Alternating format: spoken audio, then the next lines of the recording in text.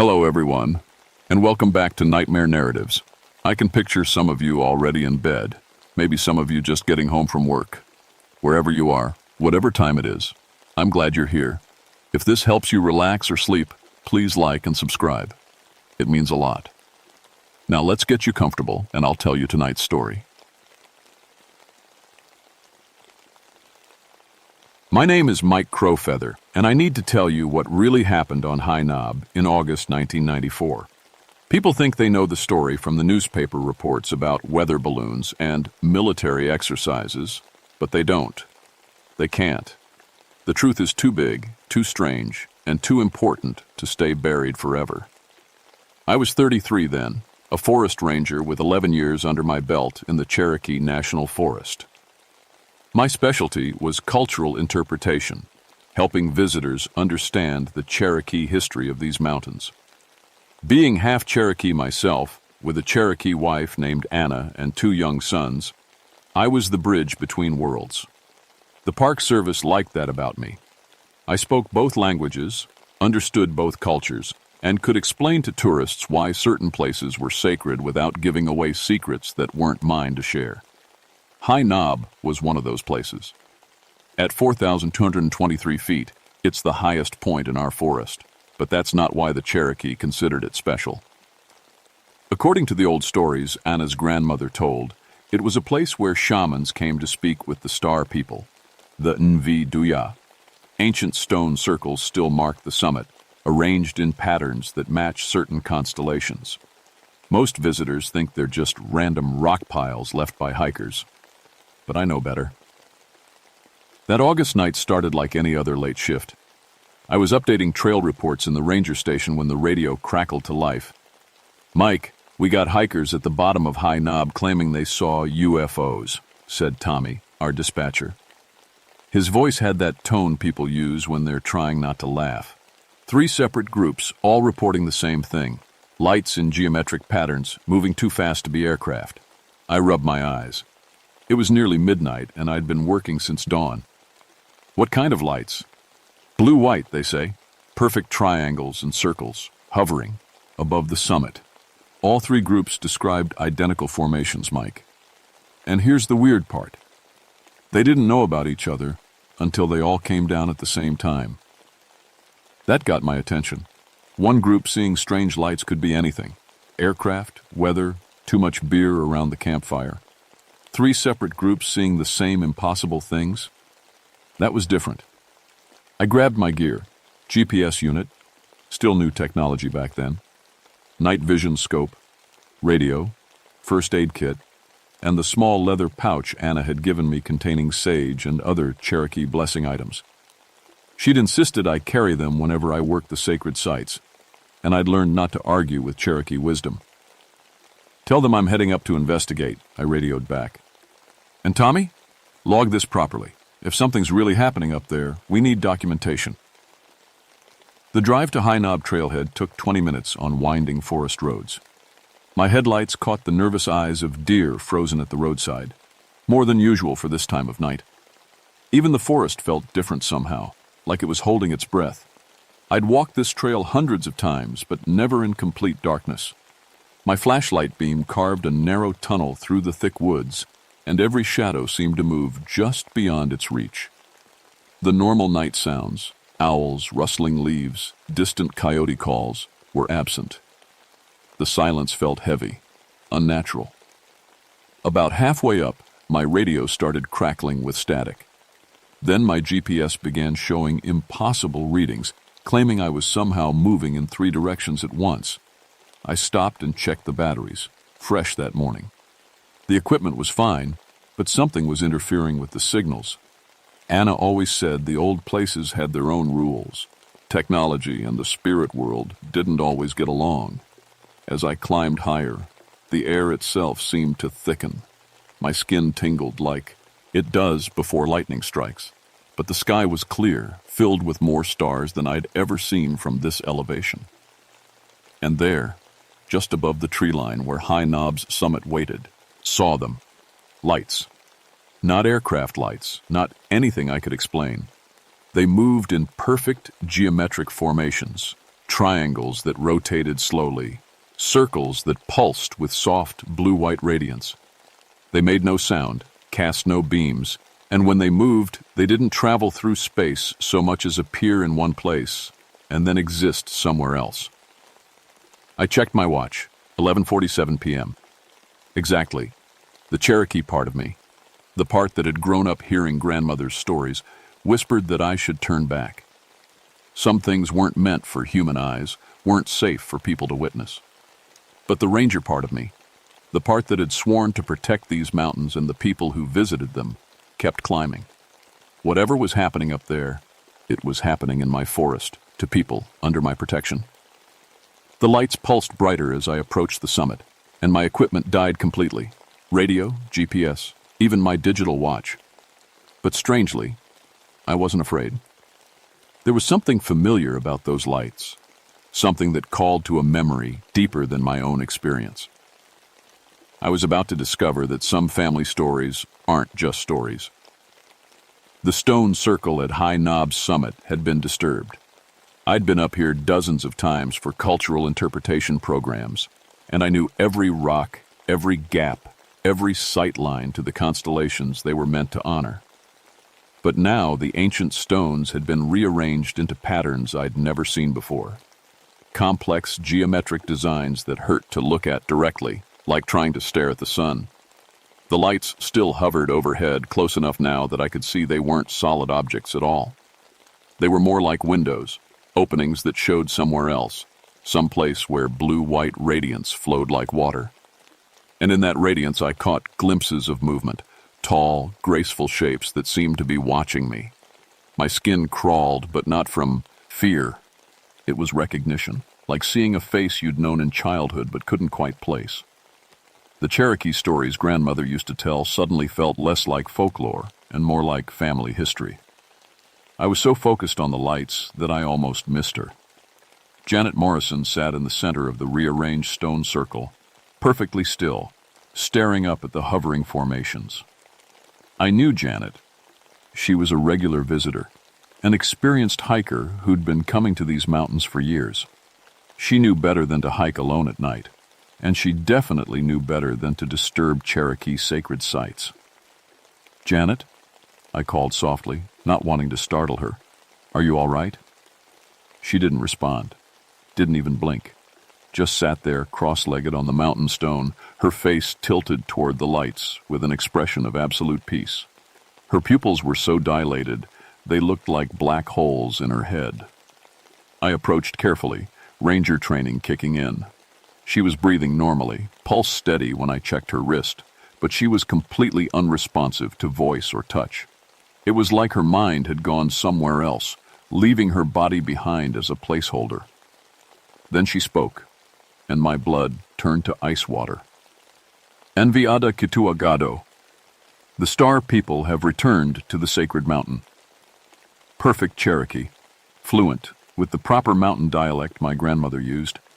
But Janet Morrison was a white woman from Ohio who'd never learned a single word of Cherokee in her life. I knelt beside her, my hands shaking as I checked for head injuries, signs of drug use, anything that might explain what was happening. She was physically fine, but when I looked into those enormous pupils, I saw something impossible. Reflected starlight that had nothing to do with the sky above us. "Janet, it's Mike Crowfeather. Can you hear me? Can you tell me how you got here?" Her head turned toward me, with smooth, mechanical precision. When she spoke again, her voice carried harmonics that human vocal cords shouldn't produce. "The keeper of two worlds, half-blood of the people, half-blood of the settlers. You are the bridge we have waited for." Still in Cherokee, still in that dialect no outsider should know. "Your grandmother's grandmother called to us from this place before the great sadness came, before the people were driven from the sacred mountains." The Trail of Tears. She was talking about the Cherokee removal in 1838 when my ancestors were forced to leave their homeland. But how could she know about that? How could she know about my family history? Above us, the lights pulsed brighter, and I felt something touch the edges of my mind, gentle but vast, like standing at the shore of an ocean of consciousness. Images flooded my thoughts. Cherokee shamans on this same mountaintop, communicating with beings of light. Ancient ceremonies I'd never learned but somehow recognized. And threaded through it all, my own family line, stretching back through generations of people who'd stood in this exact spot and looked up at these same impossible lights. "We are not what your people call visitors from the stars," Janet's voice continued, though her lips barely moved. "We are the ancestors who learned to step between the worlds. We are Cherokee who found the path to transcendence before the white soldiers came. And now we have returned to finish the teaching that was interrupted so long ago." The rational part of my mind, the part trained in scientific observation and logical thinking, insisted this had to be some kind of breakdown, mass hysteria, maybe chemicals in the water supply. But the Cherokee part of me, the part that had grown up with stories of shapeshifters and spirit guides, recognized the truth even as it terrified me. These weren't aliens from another planet. They were family from another dimension. "What do you want?" I whispered, not sure if I was talking to Janet or to the beings that had somehow taken residence in her mind. "To judge," she replied, and her voice echoed strangely in the thin mountain air. "To see if the children of both worlds have grown wise enough to receive the gift we carry, the knowledge that will let humanity step beyond the boundaries of flesh and time." The lights began to descend, and I felt the weight of cosmic attention settling on my shoulders. Somewhere in the back of my mind, I heard Anna's voice from years ago. "The spirits don't test the unworthy, Mike. If they're paying attention to you, it's because they see something worth testing." I looked at Janet Morrison, still staring peacefully at wonders her mind had never been designed to comprehend, and realized I was about to find out exactly what the star people thought I was worth. The first test was about to begin. I should have radioed for help, but my equipment was still dead. I should have carried Janet down the mountain, but she wouldn't move, and I couldn't leave her alone with whatever was happening up here. Instead, I did what Cherokee men have done on this mountain for countless generations. I waited, I watched, and I tried to understand. The lights stayed until exactly 3:33 a.m., then vanished like someone had flipped a switch. The moment they disappeared, Janet collapsed, unconscious but breathing normally. My radio crackled back to life, and my GPS started showing sensible readings again. But Janet wasn't the same when she woke up. "Where am I?" she asked in English, looking around confused. Then, without pause, she continued in flawless Cherokee. "Hiagadohi, nvigada uwiu." "What happened? Where are the star people?" She spoke both languages with equal fluency, switching between them without seeming to notice. And the things she knew, Cherokee astronomy, traditional ceremonies, family histories that had been passed down through oral tradition for centuries, no outsider should have possessed that knowledge. Dr. S. Ara Chen at Knoxville General ran every test in the book on Janet. Brain scans showed unusual activity in areas associated with language processing and long-term memory formation, but there was no evidence of trauma, drug use, or mental illness. Somehow, in the space of 6 hours, Janet Morrison had acquired decades' worth of Cherokee cultural knowledge. "It's like someone downloaded an entire database into her brain," Dr. Chen told me privately. "The neural pathways are there, fully formed, as if she'd been learning this language and culture her entire life. It should be impossible." But Janet wasn't the only one. 3 days later, Dr. Robert Kim and 4 graduate students from the University of Tennessee went missing on High Knob. They were part of an astronomy research project, hoping to photograph the meteor shower that was supposed to peak that weekend.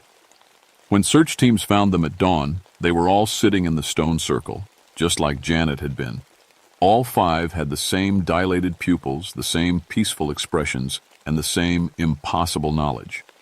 Dr. Kim, who'd immigrated from Seoul 10 years earlier, was reciting Cherokee star maps with perfect pronunciation. His students, none of whom had any Native American heritage, were singing traditional Cherokee ceremonies in harmonies their vocal cords shouldn't have been able to produce. And they all remembered the same thing: beings of light, tall and graceful, who had spoken to them without words, and filled their minds with wisdom about the true nature of the universe. They showed us the spaces between stars, Dr. Kim told me when he could speak English again, the paths that consciousness can follow when it learns to step outside physical matter. They said humanity was almost ready for the next phase of evolution. Almost ready, but not quite. The military showed up on day 4. Colonel James Parker arrived with a convoy of black vehicles and a team of specialists whose job descriptions were apparently classified. He set up a perimeter around High Knob and started asking questions about atmospheric anomalies and electromagnetic disturbances. Ranger Crowfeather, he said, studying a file thick enough to be my life story. You've had more contact with these phenomena than anyone else. I need you to tell me everything. I looked at this man in his pressed uniform, with his clipboards and his instruments and his complete inability to understand what he was dealing with, and I made a choice that would haunt me for years. I don't know what you're talking about, Colonel. Some hikers saw strange lights, probably aircraft from the military base over in Oak Ridge. His eyes narrowed. We've checked with Oak Ridge. No flights in this area during the relevant time periods. And these electromagnetic readings suggest something far more significant than conventional aircraft. That night, against all regulations and common sense, I climbed High Knob again. The lights were waiting for me. This time they didn't stay at a distance. As I approached the summit, one of the formations descended until it hovered just above my head, close enough that I could feel warmth radiating from whatever impossible physics kept it in the air. The touch on my mind was stronger now, less gentle. Images flooded my consciousness, not just Cherokee history, but the history of humanity itself. I saw the first humans to look up at the stars and wonder what they were. I saw civilizations rise and fall, each one reaching a certain point of development before destroying themselves or transcending to something beyond physical existence. And I saw the test that was coming, not just for me, but for the entire human species. The soldiers seek to capture us. The voice in my mind whispered. They want to dissect our light, to turn transcendence into a weapon. Your people stand at the crossroads, the same choice that faced the Cherokee before the Great Sadness. Will you preserve the sacred knoll, Deej, or will you let it be corrupted by those who see only power where wisdom should grow? Around the stone circle, more lights appeared, dozens of them, forming patterns that matched the constellations overhead. And in each light, I could see the outline of a figure, tall, graceful, unmistakably human in shape, but transformed into something beyond flesh and bone. Tomorrow night, the colonel will bring his instruments to this sacred place. He will try to trap us, to study us, to reduce us to data in his files. You must choose, Bridgekeeper. Will you help your grandmother's people return home, or will you stand with those who would cage the stars themselves? The lights began to pulse in rhythm with my heartbeat, and I felt something fundamental shifting inside my chest. Knowledge flowed into me, not just information, but understanding. I saw how the universe really worked, how consciousness could step between dimensions, how love and wisdom could transcend the boundaries of individual existence. I also saw what would happen if humanity failed this test. The star people would withdraw, leaving us to face our next evolutionary crisis alone. And based on what I'd learned about human history, we probably wouldn't survive it. When the lights faded and I found myself alone on the mountaintop, I knew what I had to do.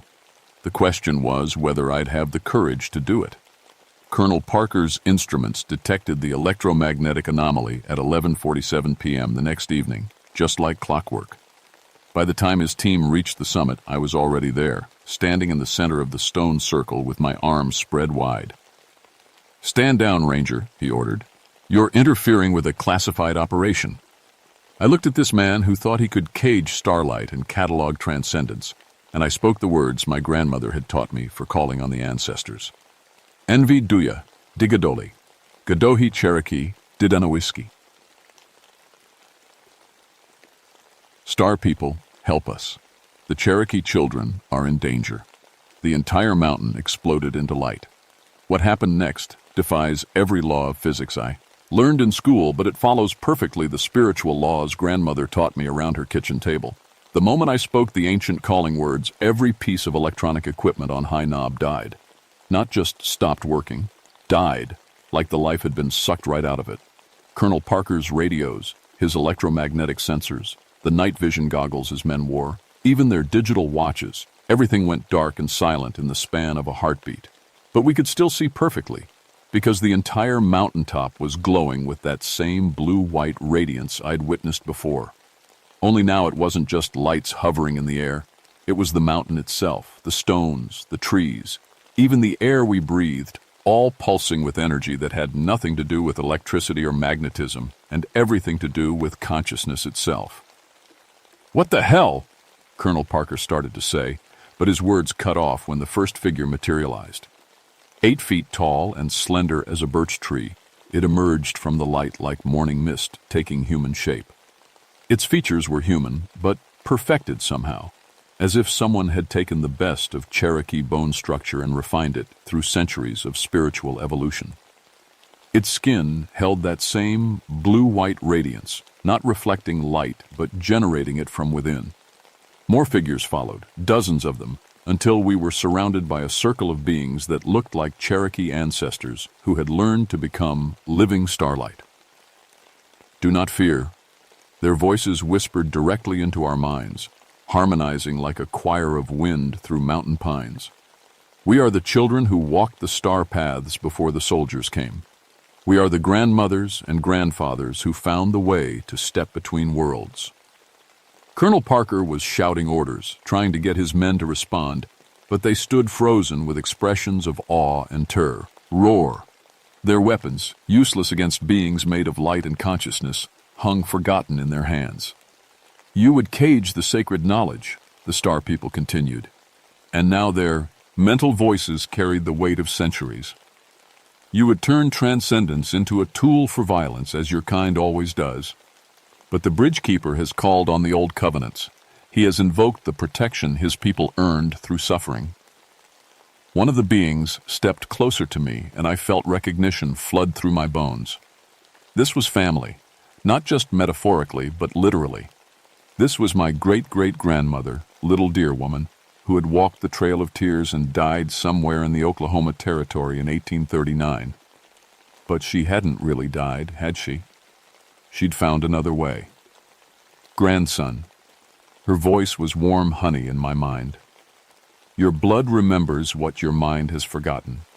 You carry the bridge in your very bones, Cherokee wisdom and settler determination, the old ways and the new world.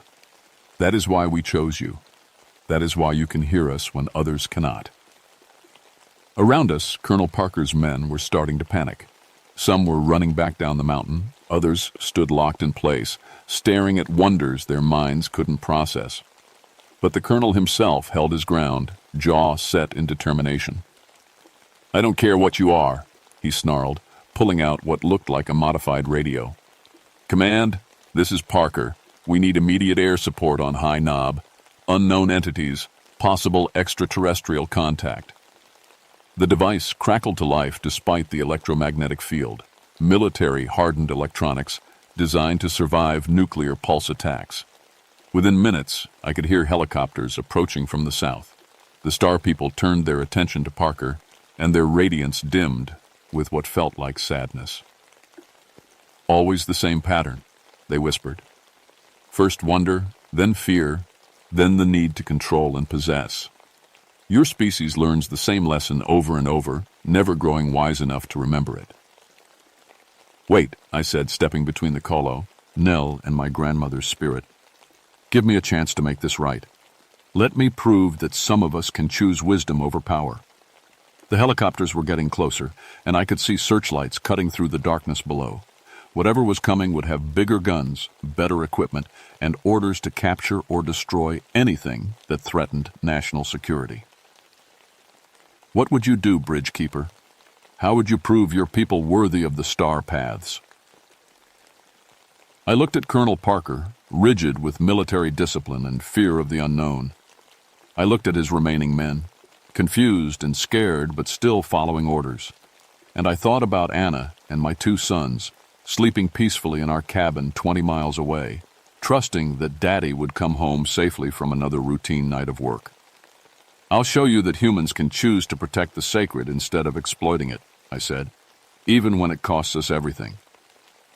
I walked over to Colonel Parker's radio and began speaking into it in Cherokee, loud enough for the Star people to hear every word. "Navi duya tsunzdi galkwogi, anivwi aniskaya uhyadvnehi." The Star people are our family. The white soldiers don't understand. Then switching to English. "This is Ranger Michael Crowfeather, Cherokee National Forest. Be advised, we have peaceful contact with entities of unknown origin. Repeat, peaceful contact. They pose no threat to anyone who approaches with respect and good intentions. Request all military units stand down and establish a safe perimeter. We are attempting first contact protocols." Parker tried to grab the radio from me, but one of the Star people placed a hand on his shoulder. The colonel froze mid-motion, not paralyzed, but simply calmed. His face relaxed, and for the first time since he'd arrived, he looked like a human being instead of a military machine. "He fears for his people, my grandmother," our spirit observed. "As you fear for yours. Fear makes wise men foolish and foolish men dangerous." The helicopters circled overhead but didn't land. Through the radio, I heard confused chatter from the pilots. Their instruments were malfunctioning, their targeting systems dead, but they could see figures of light moving on the mountaintop below. "Command, this is Apache 1. We're seeing... I don't know what we're seeing. Request instructions." "Now comes the choosing," the Star people whispered. "Your military leaders face the same decision that faced the Cherokee councils long ago. Will they choose the path of wisdom? Or will they repeat the mistakes that cost your people their homeland?" Through the radio static, I heard a new voice, older, carrying the weight of authority. "This is General Morrison at Oak Ridge Command. All units are ordered to establish a defensive perimeter and maintain observation only. I repeat, no hostile action without direct authorization from this command." Morrison, Janet Morrison's husband, I realized. The general whose wife had been changed by contact with beings of starlight. The Star people began to fade, their radiance slowly dimming as dawn approached in the east. "The bridge is built," they whispered. "Some will choose wisdom, others will choose fear. But the choice has been offered, and that is enough for now. The star paths remain open for those ready to walk them." As the last of the light faded, I found myself standing alone in the stone circle with Colonel Parker and 3 of his men. The mountain looked perfectly normal in the gray, pre-dawn light, just rock and trees and the ancient Cherokee stones, arranged once again in their traditional patterns. Parker stared at me for a long moment, then looked up at the circling helicopters, then back at the peaceful mountainscape around us. "What the hell happened here, Ranger?" I thought about grandmother's stories, about the price of sharing sacred knowledge with those who might misuse it, about the difference between truth and facts. "I think," I said carefully, "that it depends on what you're ready to believe, Colonel." 6 months later, High Knob was officially designated as a Cherokee Cultural Heritage Site, with access restricted to researchers working in cooperation with the Cherokee Nation. The official report blamed the electromagnetic anomalies on unusual mineral deposits and recommended against further military investigation. Colonel Parker never filed his real report. Instead, he took early retirement and moved to a small town in Montana, where he teaches high school science and tells his students that the universe is far stranger and more wonderful than any textbook can explain. Janet Morrison still speaks fluent Cherokee. She's become something of a bridge herself, working with Cherokee elders to preserve traditional astronomical knowledge and sharing it with scientists who are finally starting to understand that indigenous wisdom contains truths their instruments can't measure. Dr. Kim and his students published papers on theoretical frameworks for consciousness-based information transfer, carefully avoiding any mention of how they'd acquired their revolutionary insights. 3 of them have become leading researchers in what's now called post-materialist neuroscience. And me? I'm still a ranger, still walking the boundary between worlds. But now I carry responsibilities I never asked for and knowledge I never expected to possess. The Star people haven't returned to High Knob, but they don't need to. The bridge is built now, and others are starting to cross it. Anna says I'm different since that night. Not bad different, just deeper somehow. Like I'm seeing layers of reality that used to be invisible to me.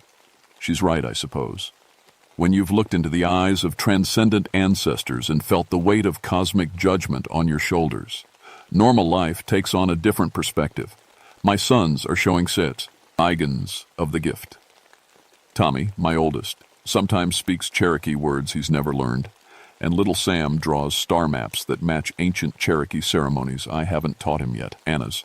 Grandmother says this is how it should be, the wisdom passing down through the bloodlines, waiting for the right time to flower. But it's not just Cherokee kids who are changing. Reports are coming in from all over the world. Children born after August 1994 who seem to know things they shouldn't, who speak ancient languages they've never studied, who look up at the night sky with the same recognition I felt on High Knob. The Star people kept their promise. The bridge is open for those ready to cross it. Last week, a young anthropologist came to see me at the ranger station. She'd heard rumors about High Knob, stories that didn't match the official reports.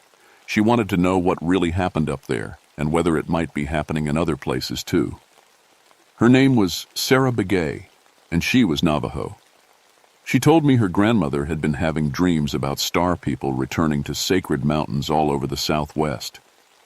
Other tribes were reporting similar dreams, similar visitations, similar tests. It's like they're evaluating all of us, she said, all of humanity, one tribe at a time, seeing who's ready for the next step. I looked at this young woman with her earnest eyes and her determination to understand, and I thought about the choice I'd made on that mountaintop 6 months ago. The choice between fear and wisdom, between control and cooperation, between staying human and becoming something more. Miss Begay, I said, let me tell you about my great-great-grandmother and how she learned to walk the star paths. Outside my window, High Knob rises against the Tennessee sky, looking perfectly ordinary in the afternoon sunlight. But I know better now. I know that sacred places hold their own rules, and that the boundary between worlds is thinner than most people imagine.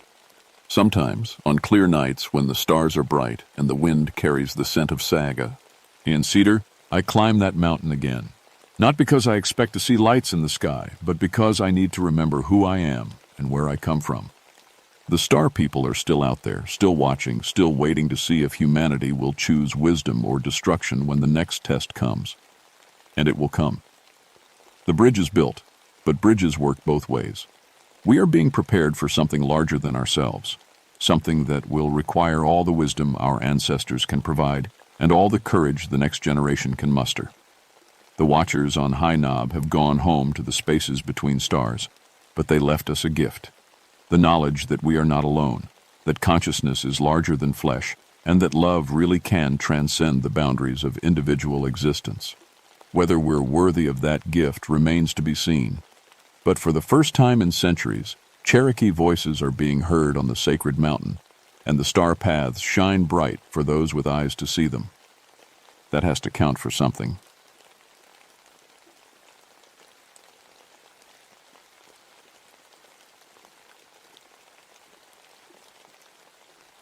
My name is Jackson Whitmore, but everyone calls me Jack.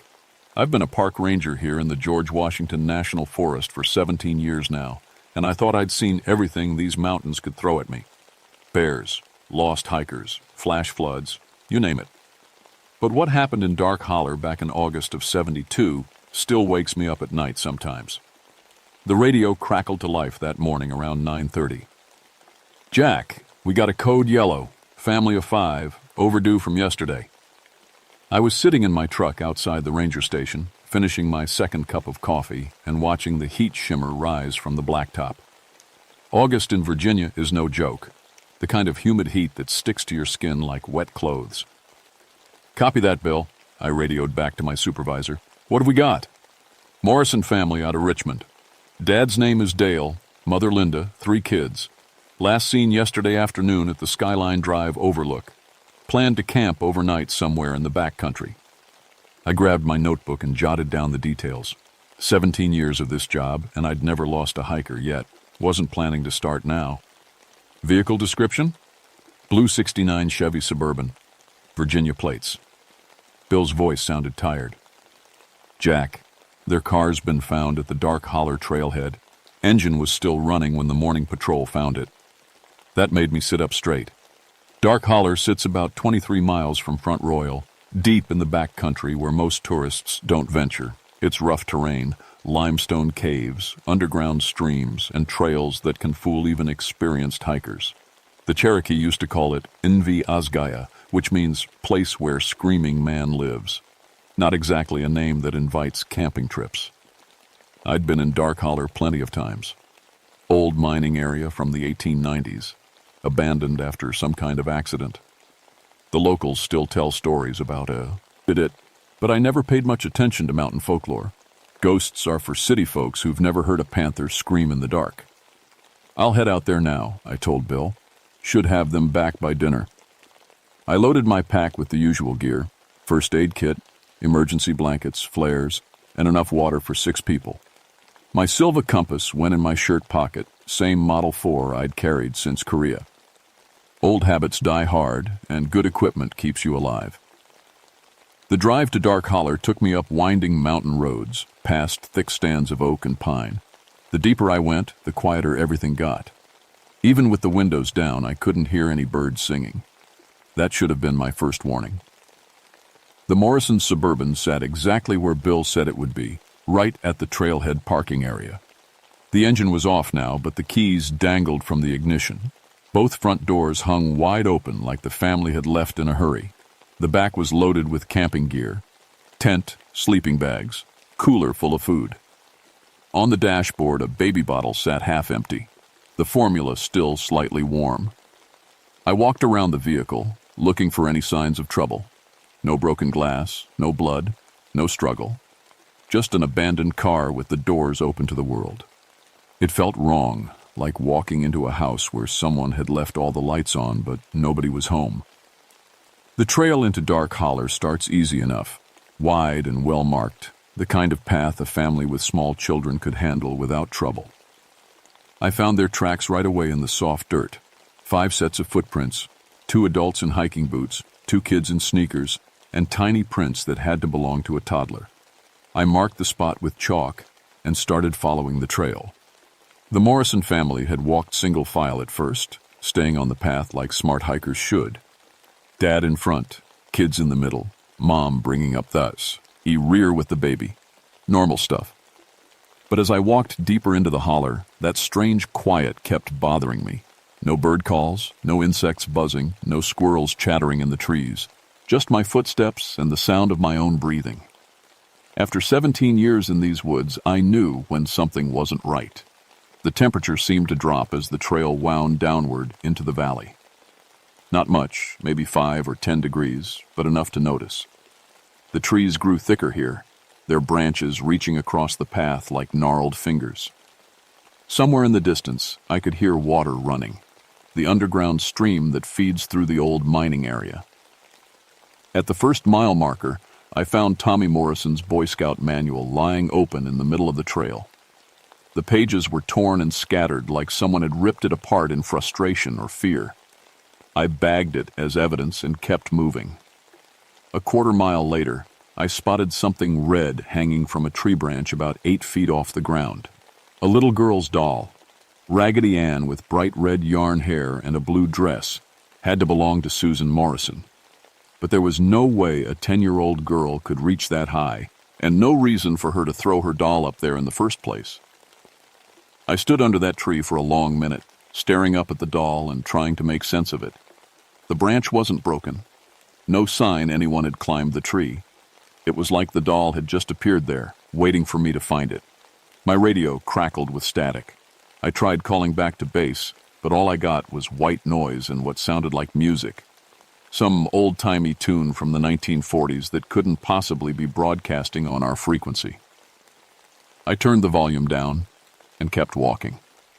The footprints told a strange story as I followed them deeper into the holler. For the first mile and a half, All 5 family members had stayed together on the trail. Then something changed. Past the mile-and-a-half marker, I could only find 3 sets of prints, the 2 kids and the baby. The adult tracks just stopped, like Dale and Linda Moore. Risen had vanished into thin air. But the children's footprints kept going, heading off the main trail toward the old mining area where no family should ever venture. I followed those small footprints off the main trail, my unease growing with every step. The path here was barely visible, more of a deer track than anything humans should be walking on. Thick underbrush caught at my clothes and roots tried to trip me up every few yards. The tracks led downhill toward the sound of running water. Through the trees, I could see the old mining equipment scattered around like broken toys. Rusted rail cars, collapsed timber frames, and the dark mouth of the mine shaft itself, boarded up with rotting planks and warning signs. That's where I found Dale Morrison. He was sitting upright against one of the old timber supports about 50 yards from the mine entrance. His back was straight, hands resting on his knees, eyes wide open and staring at nothing. For a second, I thought he was just resting, maybe hurt, but alive. Then I got closer. Dale Morrison was dead. Had been for hours, probably since yesterday evening. But his body was still warm to the touch, like he'd just died minutes ago. That was impossible. In this August heat, a body should cool down fast. But there he sat, looking like he was waiting for a bus that would never come. In his right hand, he clutched an old mining lantern. Not a modern flashlight or camp lantern. This was the real deal from the 1890s, brass and glass with a little flame burning inside. The flame was still lit, casting dancing shadows on his face. I checked for a pulse, knowing I wouldn't find one. His heart had stopped, but his skin felt normal. His muscles hadn't gone stiff yet. Everything about it was wrong. "Dale Morrison?" I said, even though I knew he couldn't hear me. "Sir? Can you hear me?" Nothing. Just that steady flame in the antique U-lantern and the sound of water echoing from somewhere underground. I tried my radio again. This time, instead of static, I got that same 1940s music, clearer now. Some woman singing about her sweetheart coming home from the war. The song cut out suddenly, replaced by what sounded like men talking in another language. Cherokee, maybe, though I'd never learned more than a few words. My compass was acting up too. The needle spun in lazy circles, unable to find magnetic north. I tapped it a few times, but it kept spinning like it was lost. The temperature had dropped another 10 degrees. I could see my breath now, even though it was nearly 90 degrees when I'd left my truck an hour ago. The trees around the mining area looked wrong somehow. The leaves were brown and brittle, like it was October instead of August. I needed to find the rest of the Morrison family, but every instinct I had was screaming at me to get out of there. In Korea, we learned to trust those feelings. They kept you alive when everything else went to hell. But I had a job to do. Somewhere in this godforsaken place were a mother, 2 children, and a baby. Dead or alive, they were my responsibility. The children's footprints led toward the mine entrance. The boards covering the shaft had been pulled aside, leaving just enough room for small bodies to squeeze through. Fresh scratches in the wood showed where someone had pried them loose from the inside. I clicked on my flashlight and peered into the darkness. The beam reached maybe 20 feet before the tunnel bent to the right and disappeared. Cool air flowed out of the opening, carrying a smell like wet limestone and something else. Something old and sour that made my stomach turn. "Linda Morrison," I called into the mine. "Tommy, Susan, this is Park Ranger Whitmore. Can you hear me?" My voice echoed off the stone walls and came back changed, like it had traveled through water. But underneath the echo, I heard something else. Voices. Distant and muffled, but definitely human voices talking somewhere deep in the mine. I squeezed the shutters, roughed the gap in the boards and into the tunnel. My flashlight beam showed rough stone walls and rotting timber supports. The floor was covered with decades of fallen leaves and debris, but I could still make out the Morrison children's footprints in the dirt. 20 feet in, the tunnel opened into a larger chamber. My light picked out old mining equipment, pickaxes, shovels, buckets, all of it rusted and falling apart. Railroad tracks ran deeper into the mountain, disappearing into another tunnel. That's where I found Linda Morrison and baby Beth. Linda sat on the ground with her back against the stone wall, holding the baby in her arms. Both of them were alive, thank God. But something was terribly wrong. Linda's eyes were open, but she didn't seem to see me when I knelt down beside her. "Mrs. Morrison? Linda, I'm Ranger Whitmore. I'm here to help you." She turned her head toward my voice, but her gaze went right through me. When she spoke, the words made no sense. "Nvi ganiuhi," she said in a flat, empty voice. "Nvi ganiuhi." I knew enough Cherokee to understand those words. The screaming ones are still here. Linda Morrison was a suburban mom from Richmond. She worked as a secretary and had never been west of the Blue Ridge Mountains before this camping trip. There was no way she should know a single word of Cherokee, let alone speak it like she'd been born to the language. Baby Beth was quiet in her mother's arms, but her eyes were alert and tracking. She seemed unharmed, just unusually silent for a 2-year-old. I checked them both over quickly. No injuries, no signs of exposure or dehydration. But Linda kept repeating those Cherokee words over and over like a broken record. "Where are Tommy and Susan?" I asked her. "Your other children? Where are they?" "Nevi ganiuhi," she said again. Then she pointed deeper into the mine, toward the railroad tracks. Tried my radio one more time. Nothing but that strange music and the sound of men's voices speaking Cherokee. The temperature in the mine was probably 40 degrees now, cold enough that I could see my breath in the flashlight beam. Somewhere deep in the tunnels, I heard the sound of metal striking stone, rhythmic, like someone working with a pickaxe. But these mines had been sealed for 80 years. Nobody should be working down here. The pickaxe sound stopped suddenly, replaced by something worse, the sound of men screaming. Not screaming in fear or pain, but screaming like they were trying to call for help from somewhere far away. Linda Morrison smiled when she heard those screams. It wasn't a normal smile. It was the kind of smile you might see on someone who'd lost their mind completely. "The miners," she said in perfect English. "They're still working. They take care of the children now." I had to make a choice. Linda and the baby were safe for the moment, but Tommy and Susan were still missing somewhere in these tunnels.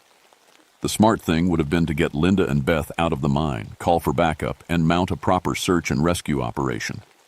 But those screams echoing through the tunnels didn't sound like they were coming from this world, and Linda's words kept echoing in my head.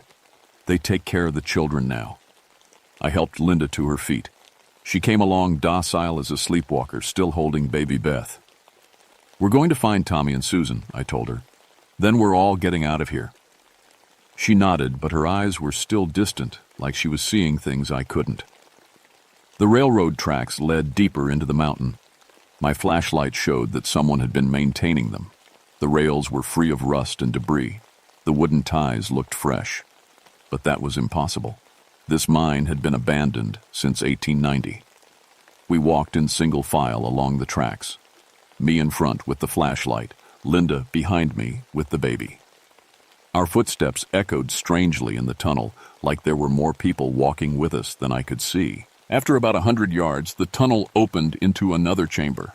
This one was bigger, with several passages branching off in different directions. Old mining equipment filled the space. Ore carts, pulleys, and what looked like the bottom of a vertical shaft that disappeared up into the darkness above. In the center of the chamber stood something that made my blood run cold. It was a man in mining clothes from the 1890s. Canvas pants, work shirt, suspenders, and a cloth cap with a mining lamp attached to the front. He was translucent, like looking through dirty glass, but solid enough that I could make out every detail of his face. The miner looked right at me with sad, hollow eyes. His mouth opened and closed like he was trying to speak, but no sound came out. He raised one arm and pointed toward the passage on the far right, the one that led deeper into the mountain. Then he just stood there, waiting. "You see him too?" I asked Linda. "He's been helping," she said in that strange, flat voice. "They all help. They love the children." The miner pointed again, more urgently this time. His mining lamp cast a pale glow that shouldn't have been visible in the beam of my flashlight. But there it was anyway. I didn't have much choice. The tracks led in the direction the miner was pointing, And that's where Tommy and Susan's footprints seemed to be headed. Okay, I told the ghost, because that's what it had to be. Lead the way. The miner turned and walked toward the right-hand passage. His boots made no sound on the stone floor, but somehow I could hear the creak of his leather belt and the rustle of his clothes. The tunnel sloped downward at a steep angle. Water dripped from the ceiling, and I could hear the underground stream getting louder. The air grew colder with every step until I was shivering despite my heavy ranger jacket. More miners appeared as we went deeper. They materialized from the shadows like they'd been waiting there for decades. Men with pickaxes and shovels, their faces drawn and tired, their clothes covered in limestone dust. All of them translucent, all of them pointing deeper into the mountain. They didn't seem threatening, just desperate. Like they needed something from me but couldn't find the words to ask for it. The tunnel ended in a wall of broken rock and twisted metal, a cave-in, probably from the original mining accident, but someone had dug a narrow passage through the rubble, just wide enough for a person to squeeze through. On the other side, I could hear children's voices. I handed the baby to Linda and crawled through the gap. My flashlight illuminated a small chamber beyond the cave-in, maybe 15 feet square. And there they were, Tommy and Susan Morrison, very much alive. They were sitting on the ground with 3 more miners, playing some kind of game with pebbles and bottle caps. The children looked up when my light hit them, shading their eyes with their hands. "Are you here to take us home?" Susan asked. She didn't sound scared or upset, just curious. "That's right, sweetheart. I'm Ranger Whitmore. Your mom and dad have been looking for you." Tommy, who was 14 and old enough to understand the situation better, looked troubled. "The miners said we had to stay. They said it wasn't safe up there." I knelt down beside them. Both children looked healthy, maybe a little thin, but their eyes were bright and alert. "How long have you been down here?" "Since yesterday," Susan said, "but it feels longer. The miners have been taking care of us.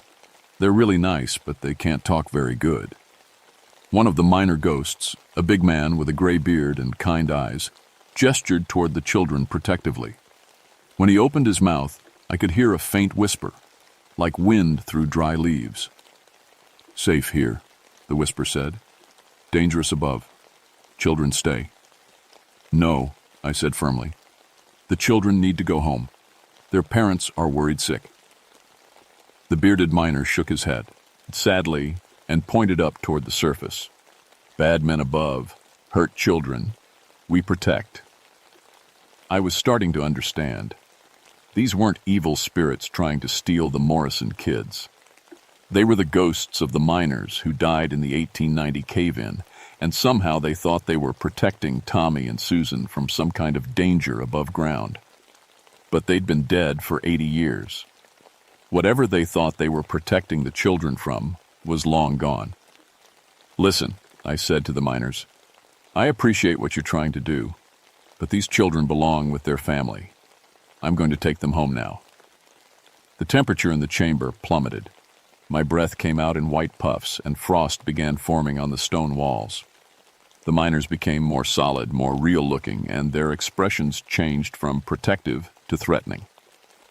The bearded ghost stepped between me and the children. When he spoke this time, his voice was loud enough to echo off the walls. "Children, stay," he said. "You go. Now." That's when I heard the water.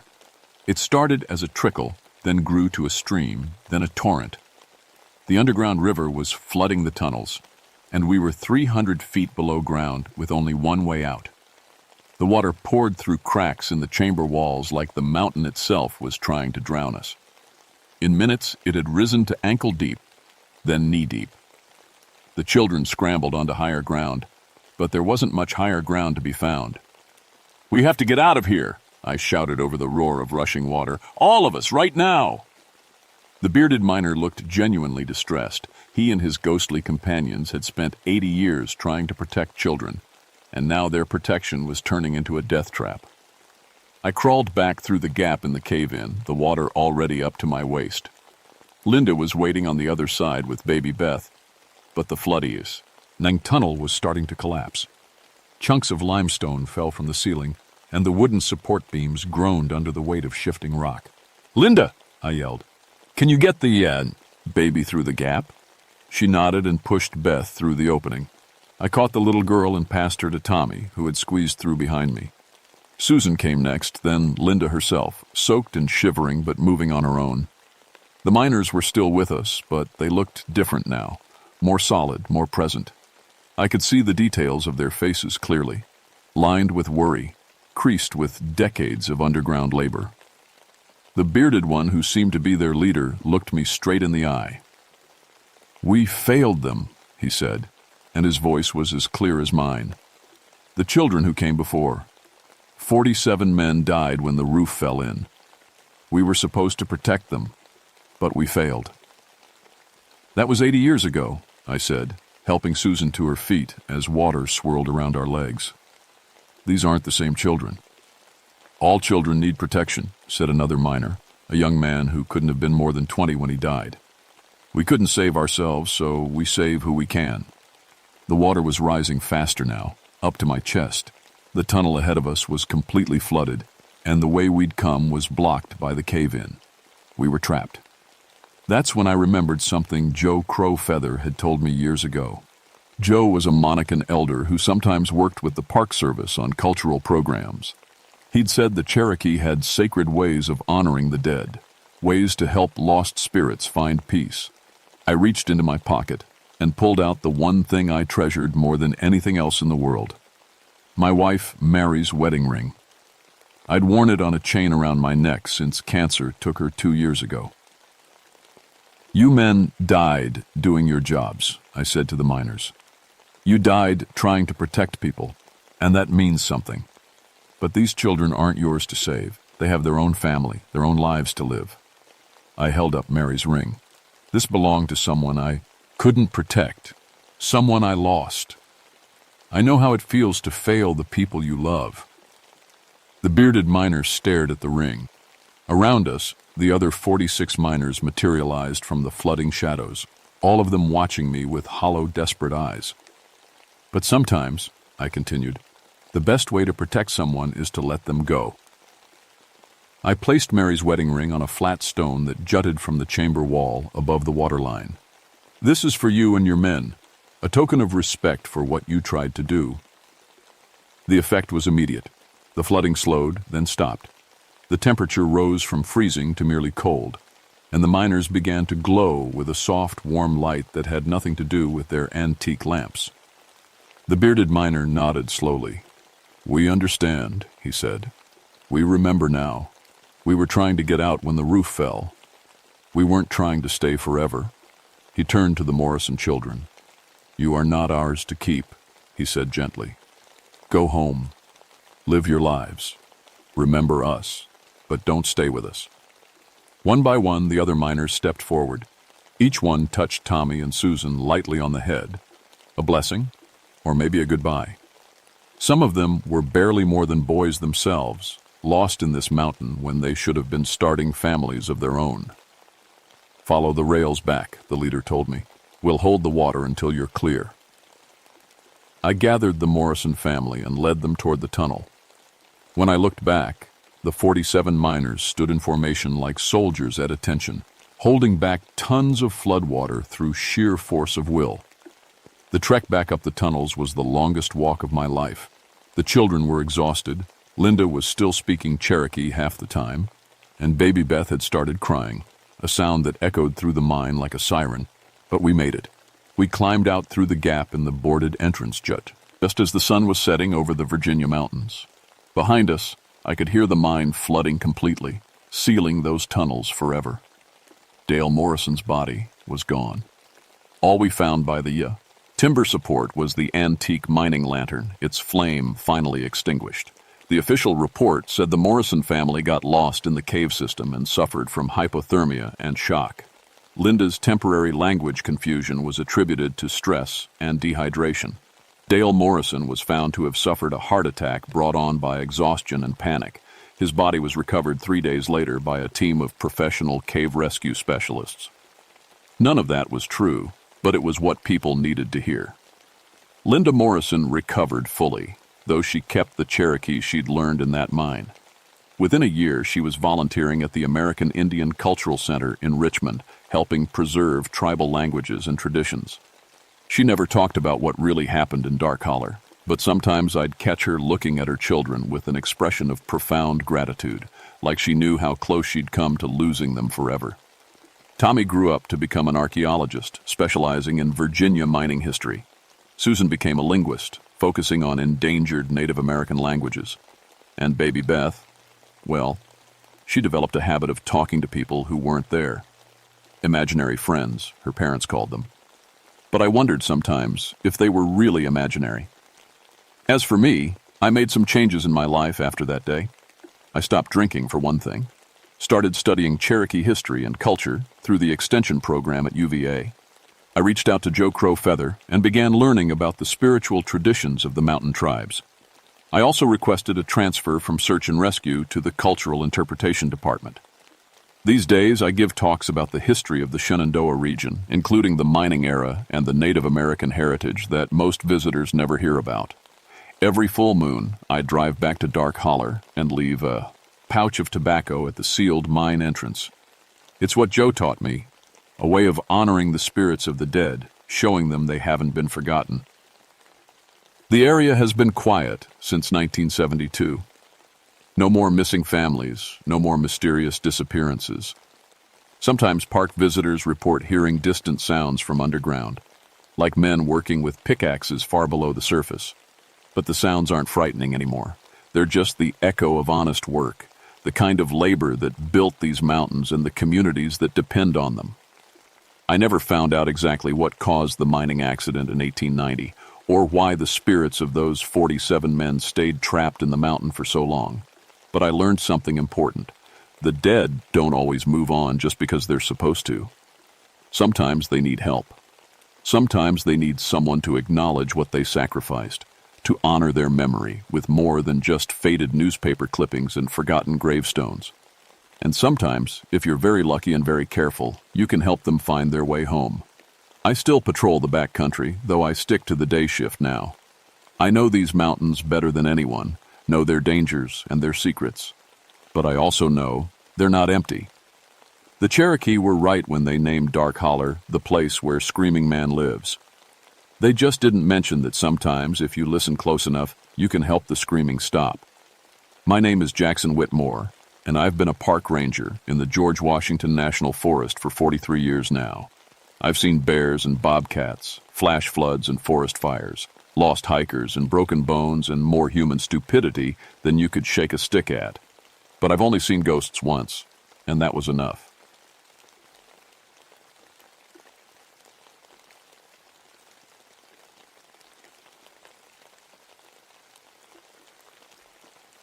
My name is Rebecca Thornfield, but everyone calls me Becky. I've been a ranger here in the Great Smoky Mountains for 9 years now, and I've seen just about everything these woods can throw at you. Bears, lost hikers, flash floods, the occasional idiot who thinks he can outrun a wild boar. But nothing, and I mean nothing, prepared me for what happened in Cades Cove that October. I was 29 then, the youngest woman to ever make lead ranger in the park's history. People said I got the job because my daddy knew these mountains better than anyone. Truth is, Daddy died when I was 14, blown up making moonshine in a still back in '75. I got this job because I worked harder than everyone else, and because I know every trail, every stream, and every abandoned cabin in this park. That morning started normal enough. I was checking my equipment in the ranger station. Remington 870 shotgun, tranquilizer gun, bear spray, first aid kit, standard gear for backcountry patrol. The radio crackled to life around 7 a.m. "Becky, you there?" It was Tom from dispatch, and he sounded rattled. "Copy, Tom. What's up?" "Got some weird reports from Cades Cove. 3 different camping families called in last night saying they saw people eating raw meat in the woods." I almost laughed. City folks come up here with their heads full of horror movies, and suddenly every shadow is a monster. Probably just campers who don't know how to cook over a fire properly. No, Becky. They're saying these people were eating raw deer, like really raw, tearing into it with their teeth. That got my attention. Anyone hurt? No injuries reported, but all 3 families packed up and left before dawn. Said these people looked sick, real thin, and wouldn't respond when they shouted at them. I sighed and grabbed my keys. Cades Cove was an 11-mile loop road through an old valley where families used to live before the government bought them out to make the park. Beautiful place, but isolated. If someone was out there sick or on drugs, they could die before we found them. The drive to the cove took 30 minutes on winding mountain roads. October in the Smokies is something special, all those maples and oaks turning red and gold, morning mist hanging in the valleys like ghosts. I've lived here my whole life, and it still takes my breath away. But something felt wrong as soon as I entered the cove. The air was too still, too quiet. Usually you'd hear birds singing, maybe a woodpecker or the rustle of squirrels. Nothing. Even the wind seemed to have stopped. I parked at the first camping area and started walking the sites where the families had stayed. The Henderson family from Nashville had left their fire still smoldering. Coffee pot sitting right there on the grate like they'd just vanished. Their tent was packed so fast they'd left half their gear scattered around. That's when I found the first sign something was really wrong. About 50 yards from the Henderson campsite, near the old Lawson Cabin Foundation, I found bones. Deer bones, picked completely clean and scattered in a rough circle, but the weird thing was how clean they were, like someone had licked every scrap of meat off them. And the smell, sweet and rotten, like fruit that's gone bad, mixed with something else I couldn't place. I'd seen plenty of animal kills in my time. Bears leave bones cracked and splintered. Coyotes drag pieces all over. This was different. These bones were arranged almost neat, like someone had been sitting there methodically stripping them clean. The ground around the bones was strange, too. The grass was dead in a perfect circle, maybe 8 feet across. Not brown, like it had dried up, but black, like it had been burned from underneath. I knelt down and touched it. The dead grass crumbled to ash in my fingers. I radioed Tom. Found evidence of animal consumption at the old Lawson place. Deer remains, but the pattern's unusual. Going to expand the search. Copy that. You want backup? Not yet. Probably just someone dumping garbage. But even as I said it, I knew I was lying to myself. This wasn't garbage. This was something else. I spent the rest of the morning walking the cove, checking each of the old home sites. The Morrison place, the Bradley farm, the Walker cabin. All abandoned since the 1930s, now just stone foundations and crumbling chimneys covered in kudzu and wild grapevines.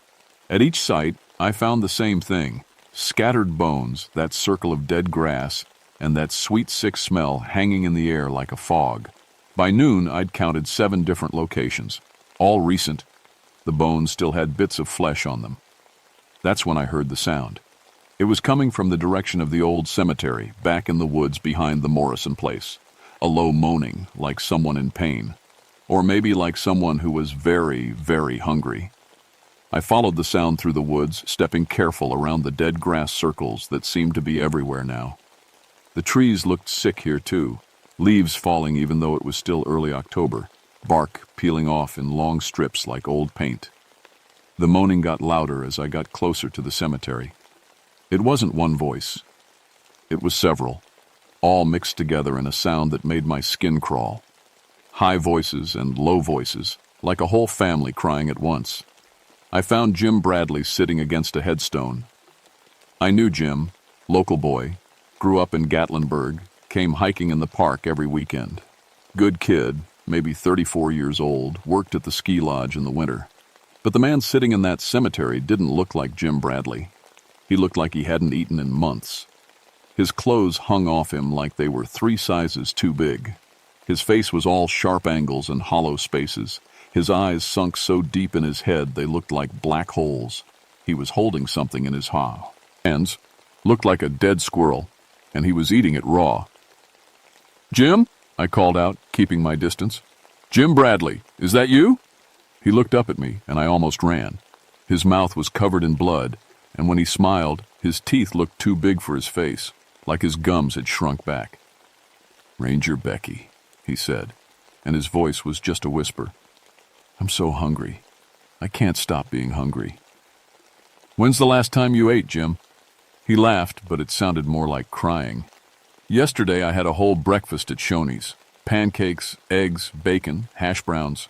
Ate so much I could barely walk. But I'm still hungry. I'm so hungry it hurts. I radioed for an ambulance but kept talking to him. Jim, how much weight have you lost? I don't know, 40 pounds? 50? It happened overnight, Ranger Becky. I went to sleep normal and woke up like this. And I can't stop wanting to eat meat. Raw meat. The rawer the better. This was impossible. People don't lose 50 pounds overnight. But I was looking at Jim Bradley, and I'd known him for years, and he was exactly who he said he was. Jim, I need you to come with me to the hospital. Can't leave, he whispered. They won't let me leave. Who won't let you leave? He pointed to the woods around the cemetery. The hungry ones. They're everywhere now. They chose me first, but they're choosing others too. That's when I saw them. At first I thought they were just shadows between the trees. But shadows don't move when there's no wind. These shapes were tall and thin, so thin they looked like someone had stretched regular people on a rack. They moved wrong too, jerky and puppet-like, like someone else was pulling their strings. One of them stepped into the clearing, and I nearly dropped my radio. It had been a person once, I could see that much. But now it was just skin stretched over bones, with eyes that were too big and a mouth that had hung open, showing all its teeth. It was naked, but there was nothing human about it anymore. When it walked, its feet didn't quite touch the ground right, and plants withered wherever it stepped. So hungry, it whispered in a voice like wind through dry leaves. Children crying, need food, always need food. More of them came out of the woods. 12 total, all impossibly thin, all with that same stretched look. Some looked like adults, others were smaller, children maybe, but children who hadn't eaten in months. The smell got stronger, that sweet rotten odor, but now I could identify the other part. It was the smell of starvation, of bodies consuming themselves from the inside out. Please, the first one said, reaching toward me with fingers that were too long. So hungry. Help us eat. I backed toward my truck, pulling Jim with me. He came willingly enough, probably because he was too weak to resist. The things, I couldn't think of them as people anymore, followed us. But they moved slow and didn't seem threatening, just desperate. Radio, Jim whispered as we got to the truck. Tell them to close the park. More people are coming tonight. Campers, families. And these things, they're getting stronger. I helped him into the passenger seat and radioed dispatch. Tom, I need the cove closed immediately. All access roads blocked. What's the situation, Becky? I looked back at the creatures standing at the edge of the woods, watching us. Unknown illness affecting hikers. Possible contamination. And Tom? Get me everything you can find about the families who used to live in this cove, specifically the Morrison family. As we drove out, I saw them in my rearview mirror. They weren't following the truck. They were heading toward the main camping areas, where more families would be setting up for the weekend. Jim was getting worse during the drive. His breathing was shallow, and his skin felt cold and clammy. But the strangest thing was that he kept talking about food. Not asking for it, he didn't seem to want regular food anymore. He was describing it. Every meal he'd ever loved, every holiday dinner, every birthday cake, like he was trying to remember what it felt like to be satisfied. My grandmother made the best cornbread, he whispered, sweet and crumbly, with real butter. I could eat a whole pan and still want more. But now I think I understand. We're never supposed to be satisfied. We're supposed to keep wanting. By the time we got to the hospital, Jim Bradley weighed 87 pounds. The doctor said it was medically impossible. I spent that night in the hospital waiting room, making phone calls and trying to make sense of what I'd seen. The Park Service had closed Cades Cove, but there were still 3 families camping in the backcountry who wouldn't know to leave. Dr. Patricia Hayes came out around midnight with Jim's test results. Pat was a good doctor, worked in these mountains for 15 years, and she'd seen everything from bear attacks to snake bites. But she looked shaken, Becky, I've never seen anything like this. His body is consuming muscle tissue at an impossible rate. It's like he's starving to death from the inside, but his organs are all functioning normally. His blood work shows extreme malnutrition, but he had a full meal yesterday. Any idea what could cause it? Parasites, maybe. Some kind of exotic infection. But the speed of it... She shook her head. People don't lose this much weight overnight and survive. By all rights, Jim Bradley should be dead. I drove back to the cove before dawn. I had to check on those camping families, and I needed to understand what was happening in those woods. The Park Service was treating this like a medical emergency, but I knew it was something else, something much worse. I found the Chen family at the third campsite. Robert Chen, his wife Linda, and their 2 kids, Sarah, 8, and Michael, 12. Linda was sitting by their car, Ryan, and the kids were huddled in the back seat looking terrified. Robert was down by the creek and he looked just like Jim Bradley had, impossibly thin, clothes hanging off him, eating, something raw with his hands. But this time, it was a fish, a trout he'd caught with his bare hands somehow. "Ma'am," Linda said when she saw me. "Thank God. Something's wrong with my husband. He woke up this morning and he looked like he hadn't eaten in months. And he won't stop trying to catch animals." I could see Robert in the creek, moving faster than should have been possible for someone so thin. He was grabbing fish right out of the water and biting into them while they were still alive. The kids were crying. When did this start? About 3 a.m. He woke me up saying he was hungry. I offered to make breakfast, but he said he needed meat, raw meat. Then I saw how he looked. She started crying again. "That's not my husband down there. That's something else." I radioed for another ambulance and tried to get Robert's attention. "Mr. Chen, Robert, I need you to come up here." He looked at me with those same 2 big eyes Jim had, and smiled that same 2 wide smile. "Ranger lady, are you hungry too? There's plenty of fish, plenty of everything." That's when I noticed the dead grass. It was spreading out from where Robert stood, killing everything it touched. The creek water looked darker too, like something was poisoning it from the source. "The children are hungry," Robert said, but he was looking past me at something in the woods. "They've been hungry for so long, since 1932. Do you know how long that is to be hungry?" I turned around and saw them again. The thin figures, standing just inside the tree line. But there were more of them now, maybe 20 or 30, all watching us with those desperate, starving eyes. "They're not mean," Robert said, wading out of the creek with a fish still squirming in his hands. "They just need to eat. We all need to eat. It's the most natural thing in the world." Linda screamed. Something was wrong with Robert's face. His jaw was stretching wider than it should, like a snake unhinging to swallow prey. He bit down on the fish and swallowed it whole, bones and all. I got Linda and the kids into my truck and radioed for backup. But as we drove away, I could see more of those thin figures emerging from the woods. They were surrounding Robert, and instead of looking threatening, they looked welcoming, like they were inviting him to join them. By the time the ambulance arrived, Robert Chen was gone. They found his clothes by the creek, but no sign of him. The fish in that section were all dead, floating belly up in water that smelled like rotting fruit. That afternoon, I drove to Gatlinburg to visit Mary Sequoia. Mary was Cherokee, maybe 70 years old, and she knew more about these mountains than anyone alive. If there was something in Cades Cove that the government records didn't mention, Mary would know about it.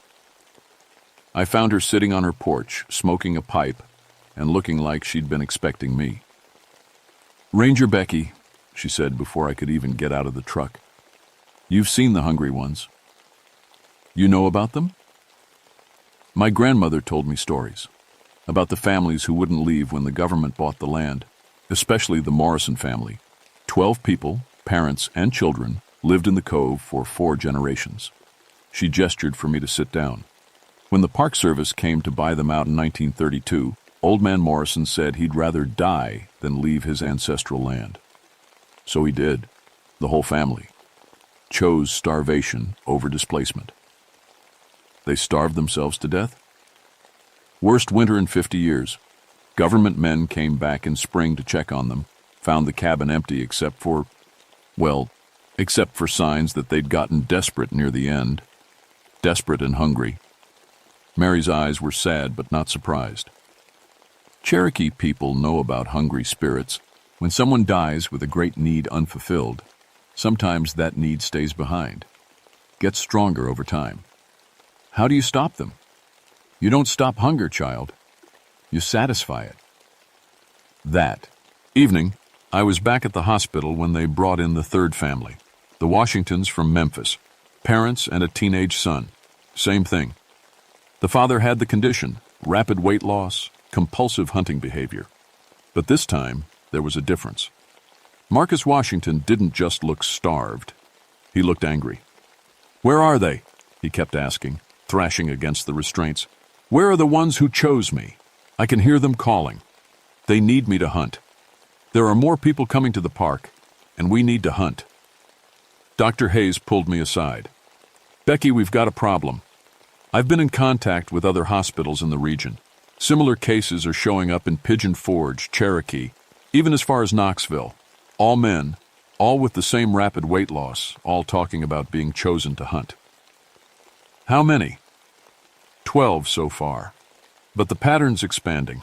Whatever's happening in Cades Cove, it's not staying there. I spent that night in the park archives, reading everything I could find about the Morrison family. The official records were sparse, just property deeds and tax documents. But there was a file from the park's first superintendent, a man named Williams, who'd been there when they found the Morrison cabin. His personal notes were handwritten and hard to read, but one paragraph stood out. "Found evidence of cannibalism in the Morrison cabin. Family appears to have consumed deceased members to survive final weeks of winter. Children's remains show signs of being processed for consumption. Have ordered all evidence destroyed and official cause of death listed as exposure. No good can come of this knowledge becoming public." 12 people. The same number of thin figures I'd seen in the woods. I was starting to understand. The Morrison family had died hungry, and their spirits were still hungry. But they couldn't eat. Not really. So they were living people, possessing them, making them feel that same desperate starvation. And it was spreading. I drove back to Cades Cove before dawn, armed with everything I'd learned and a plan I wasn't sure would work. Mary Sequoia was waiting for me at the gate, carrying a large basket covered with a white cloth. "Cherokee feeding ceremony," she explained. "When spirits are hungry, you feed them properly. But it has to be done at their resting place, and it has to be done right." "The Morrison cabin?" "Their graves. Williams lied in his report. The family wasn't buried in town. They're still in the cove, in unmarked graves behind the cabin foundation." We drove in together as the sun came up. The cove looked worse than ever. Whole sections of trees were dead now, and that sweet rotten smell hung in the air like fog. But the strangest thing was the quiet. No birds, no insects, no wind. Just silence. We parked at the Morrison homesite and walked into the woods behind the foundation. Mary seemed to know exactly where to go, following paths that weren't visible to me. After about 10 minutes, we came to a clearing I'd never seen before. 12 stone markers, so old and weathered they were barely visible above the grass. But the grass around them was green and healthy, the only living vegetation we'd seen all morning. "This is it," Mary said, opening her basket. "But Becky, you need to know. They're going to fight us. The possessed ones. The hungry spirits don't want to be fed. They want to keep hunting." She was right. As soon as we started setting up the ceremony, they came. All 12 possessed men, moving through the trees like hunting wolves. But they didn't look human anymore. The starvation had changed them into something else, elongated, predatory, with too many teeth and eyes that reflected light like animals. Jim Bradley was leading them. He'd escaped from Tippes. He hospital somehow, and he looked worse than ever. "Ranger Becky," he called out in that whispered voice, "you shouldn't be here. This is our hunting ground now." Behind them came the spirits themselves, the Morrison family, looking exactly as they had the day I first saw them. Impossibly thin, dressed in clothes that had rotted away decades ago, reaching toward us with fingers that were too long. "We're so hungry," the Morrison father said. "The children cry every night. We've been hungry for so long." Mary started singing in Cherokee, laying out food on white cloths over each grave marker. Traditional foods: cornbread, beans, venison, wild onions. But also foods that the Scots-Irish Morrison family would have known: biscuits, molasses, salt pork. "You don't need to be hungry anymore," Mary said to the spirits. "Your suffering can end." But the possessed men circled us, and I could see the desperation in their eyes. They'd been chosen by the hungry spirits, and they were fighting to keep that connection. The hunger had become their identity. Robert Chen appeared out of the woods, looking even thinner than before. His wife and kids weren't with him. I hoped they were safe somewhere. "The hunger is everything," he whispered. "Without it, what are we?" That's when I understood the real horror. The Morrison family had chosen starvation over losing their land, and now they were choosing hunger over peace. They'd been suffering for so long that the suffering had become who they were. "You can let go," I said to the Morrison father's spirit. "Your children don't have to cry anymore." For a moment, the attacking men stopped. I could see something changing in their faces. The desperate hunger fading, replaced by confusion. Mary finished her song and stepped back. "It's ready, but they have to choose to eat. We can't force peace on spirits who've forgotten how to accept it." The Morrison children's spirits stepped forward first. Even as ghosts, they looked like they'd been starving for months. The youngest couldn't have been more than 3 years old. 2 years. Hen she died. "Mama," the little girl spirit whispered. "I'm hungry." The Morrison mother looked at the food Mary had laid out, then at her children, then at the possessed men who were still circling us like predators. "We've been hungry so long," she said. We forgot. We forgot how to stop." "You can remember," I said. "You can feed your children properly now." Slowly, carefully, the Morrison mother knelt by the food. She picked up a piece of cornbread and held it out to her youngest daughter. The little girl spirit took it and smiled. As soon as the food touched her lips, she started to look more solid, more at peace. The other children followed, and then the father. As each spirit ate, the possessed men began to change back. Jim Bradley fell to his knees, his body filling out to normal weight in seconds. Robert Chen stumbled out of the woods, confused but human again. "Thank you," the Morrison father said to Mary. "We remember now. We remember what it was like to be satisfied." The spirits began to fade, but peacefully this time. Not disappearing, but becoming part of the land again. The dead grass started growing green, and I could hear birds singing for the first time in days. It took 3 days to clean up the aftermath. All the possessed men recovered completely, though none of them remembered much about their time as hunters. The Park Service officially blamed the whole thing on a rare parasitic infection, and Dr. Hayes backed up the story with medical reports that were creative but believable. Jim Bradley went back to his job at the ski lodge, but he started volunteering with the Park Service, helping to maintain the historical sites in Cades Cove. He never said why, but I think he remembered more than he let on. Robert Chen moved his family out of Tennessee. Last I heard, they were living in Oregon, as far from the mountains as they could get. I don't blame them. Mary Sequoia and I worked with the Park Service to create an official memorial for the Morrison family and all the other families who'd been displaced when the park was established. Every year now, on the anniversary of their deaths, we hold a Cherokee feeding ceremony at their graves, just to make sure they stay satisfied. But the most important change was in me. I finally understood what had happened to my daddy all those years ago. He hadn't been making moonshine for the money. He'd been trying to feed his family, to take care of us the only way he knew how. The hunger that drove him wasn't for alcohol or attention.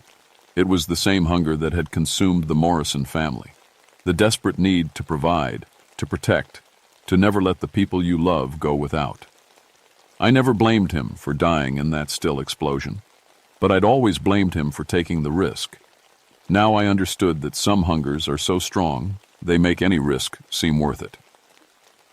3 months later, I got a call from a ranger in Virginia. Similar reports: people eating raw meat in the woods, rapid weight loss, strange behavior. A historical site where families had been displaced for a dam project in the 1940s.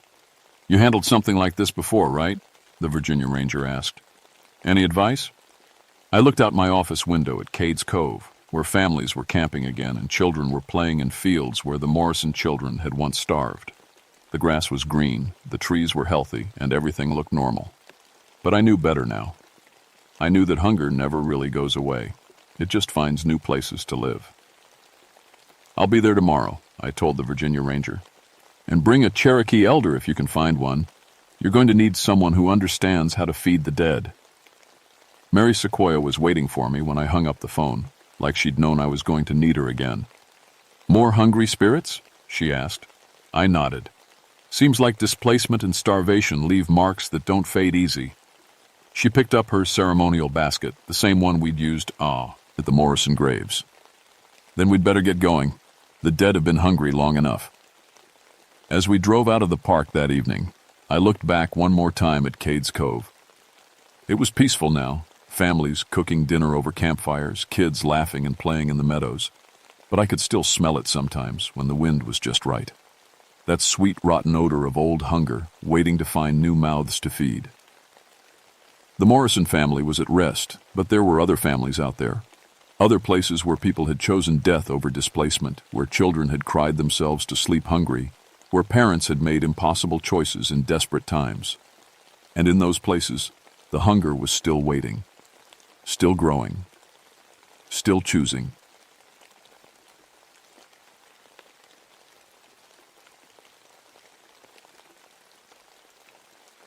My name is Catherine Mountainheart, but everyone calls me Cat. I've been a ranger here in Savage River State Forest for 12 years now. Back in 1971, I was the first woman they ever hired in Maryland's park system. Some folks weren't too happy about that, but I proved myself pretty quick. I grew up on a sheep farm not far from here. When I was 8 years old, something killed our entire flock in one night. Dad never figured out what did it. The bodies were torn apart, but whatever killed them didn't eat a single bite. That's when I knew I wanted to work with wildlife, to understand what makes animals do the things they do. Now it's October 1983, and I'm sitting in my ranger station at the base of Backbone Mountain, the highest point in Maryland.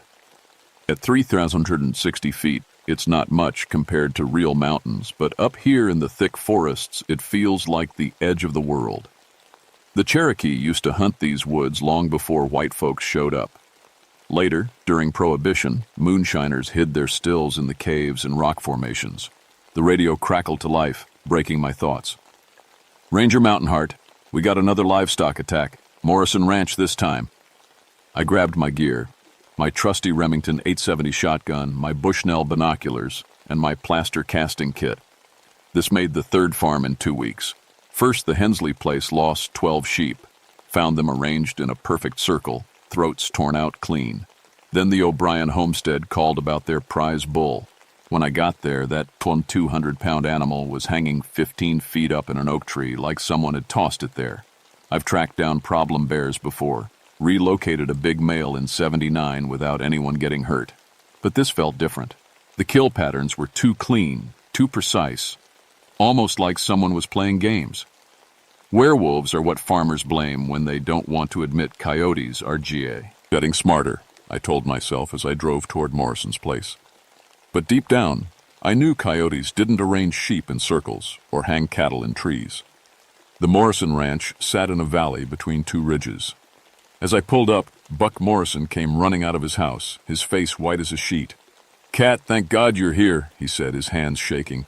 "It got 8 of my cattle, but that ain't the worst part." He led me to the barn. The wooden door had claw marks gouged deep into the wood. I'd seen bear claws before, but these were different. Longer, more spread out, and there were 7 marks in each set, not 5. "Buck, did you see what did this?" He shook his head. "Happened sometime after midnight, but my cattle dog Duke won't even come near the pasture now. Just sits on the porch and whines." I walked out to where the cattle lay scattered across the field. Same pattern as before, surgical precision, no feeding. Whatever killed them did it for sport, not hunger.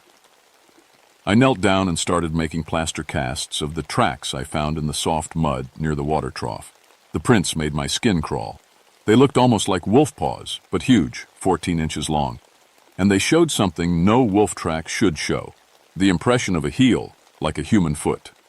Some tracks showed 4 legs, others just 2.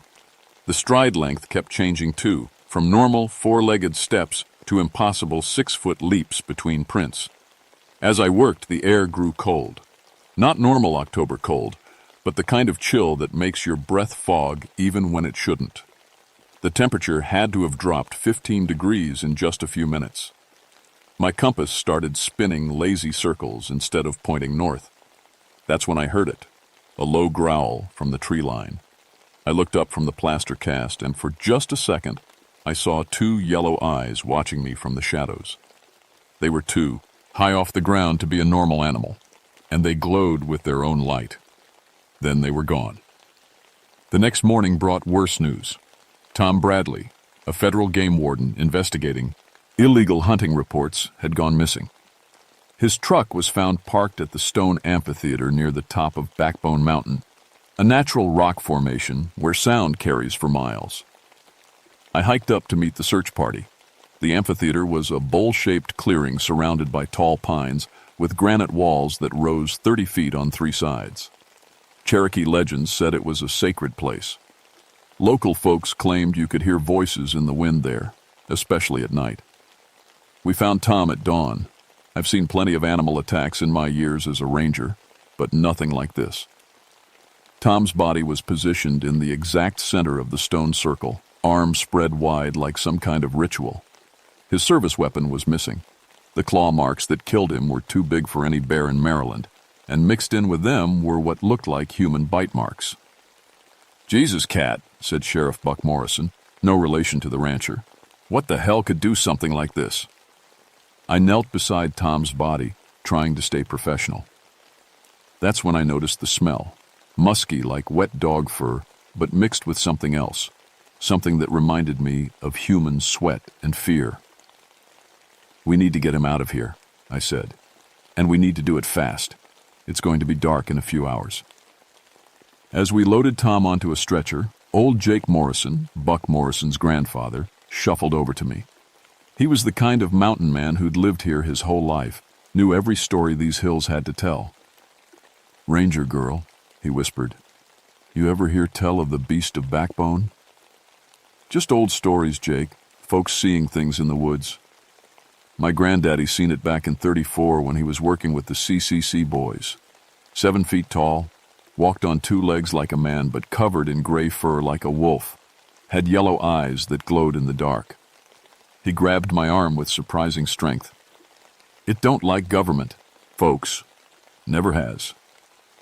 Jake, we found wolf tracks, but ain't no wolf, girl, and it ain't no bear neither. Been killing government men since before you was born. Your federal boy there won't be the last." That night I stayed late at the ranger station, filling out reports and trying to make sense of what I'd seen. The official cause of death would be large predator attack, but I knew there was more to it. The positioning of the body, the missing weapon, the ritualistic feel of the whole scene. It spoke of intelligence, planning. At 2:33 a.m., a howl echoed across the forest. I'd heard wolves before, bears, mountain lions, every predator that lived in these woods. This was different. It started low, almost human-sounding, then rose to an animal wail that seemed to go on forever. The sound bounced off the stone amphitheater and rolled down the mountainside like thunder. It lasted exactly 17 minutes. I timed it on my watch. Then it stopped as suddenly as it started, leaving a silence so complete I could hear my own heartbeat. My radio crackled. Reports came in from all over the county. Every dog, horse, and cow within 5 miles was huddled and whimpering. Farm animals don't act that way unless something has scared them worse than any natural predator could. I grabbed my shotgun and stepped outside. The night air was dead still, no breeze at all. But I could smell that musky scent again, stronger now. And underneath it, something else. the sharp bite of moonshine alcohol, like it was coming from an old still. Yellow eyes watched me from the tree line, same as before, but this time they stayed put long enough for me to get a good look. They were set in a face that was part human, part wolf. The creature stood upright like a man, but had the build of something wild and powerful. "I know you're out there," I called out, surprised by how steady my voice sounded. "What do you want?" The eyes tilted, like the thing was considering my question. Then a voice drifted across the clearing, speaking in an old-fashioned mountain accent. "Government folks ain't welcome here, Ranger girl. Ain't never been welcome." The eyes disappeared into the darkness, but I could hear movement in the brush. Not the four-legged lope of a wolf, but the steady two-legged stride of something walking upright through the forest. I didn't sleep that night. Instead, I sat by my window with my shotgun across my knees, watching the tree line until dawn. When the sun finally came up, I found massive paw prints in the soft earth around my cabin. The same impossible tracks I'd been casting at the farms, sometimes four-legged, sometimes two. But these circled my cabin exactly 13 times, like something had been pacing around my home all night, deciding what to do with me. By the end of the week, 3 more federal employees had been attacked. A Forest Service biologist was found mauled near the old Moonshine Caves. 2 park maintenance workers were discovered at separate locations, both killed with the same ritualistic precision. The attacks always happened between 2 and 4 a.m., always during the new moon phase, and always to anyone wearing a government uniform or badge. My supervisor, Harold Webb, drove up from headquarters in Cumberland to see what was happening. Harold was a good man, 25 years with the Park Service, but he'd spent most of his career behind a desk. He didn't understand how these mountains worked. "Cat, I'm shutting down all-night operations," he told me. "Nobody goes out alone after dark until we figure out what kind of predator we're dealing with." "Harold, this isn't a normal predator. Look at the evidence. The positioning of the bodies, the intelligence behind the attacks. It's a rabid bear. Has to be. Maybe 2 of them working together. Fish and Wildlife is sending a team to track them down and eliminate the threat." That night, Harold insisted on staying at the ranger station to coordinate the hunt. I tried to talk him out of it, but he pulled rank. "I'm not letting some wild animal shut down federal operations in my forest." At midnight, I was updating incident reports when the temperature suddenly dropped. My breath started fogging inside the heated station. The electric lights flickered, and my radio filled with static. Harold was making coffee in the back room when we heard the scratching on the roof. Long, deliberate scrapes like claws dragging across metal. Whatever was up there was big enough to make the whole building shake with each step. "Harold, get away from the windows," I whispered. But it was too late. A massive shape dropped down from the roof and landed in front of the window where Harold stood. Through the glass, I saw the beast of Backbone Mountain in all its terrifying glory. 7 feet tall, covered in gray fur, with arms that hung down to its knees. Its face was a nightmare mixture of human and wolf features, with yellow eyes that seemed to look right through you. It wore the rotted remains of old-fashioned clothes around its waist, suspenders, and the remnants of work pants from decades past. Harold screamed and stumbled backward. The creature raised one massive clawed hand and smashed through the window like it was tissue paper. Glass exploded inward as the thing reached for my supervisor. I fired my shotgun twice, center mass.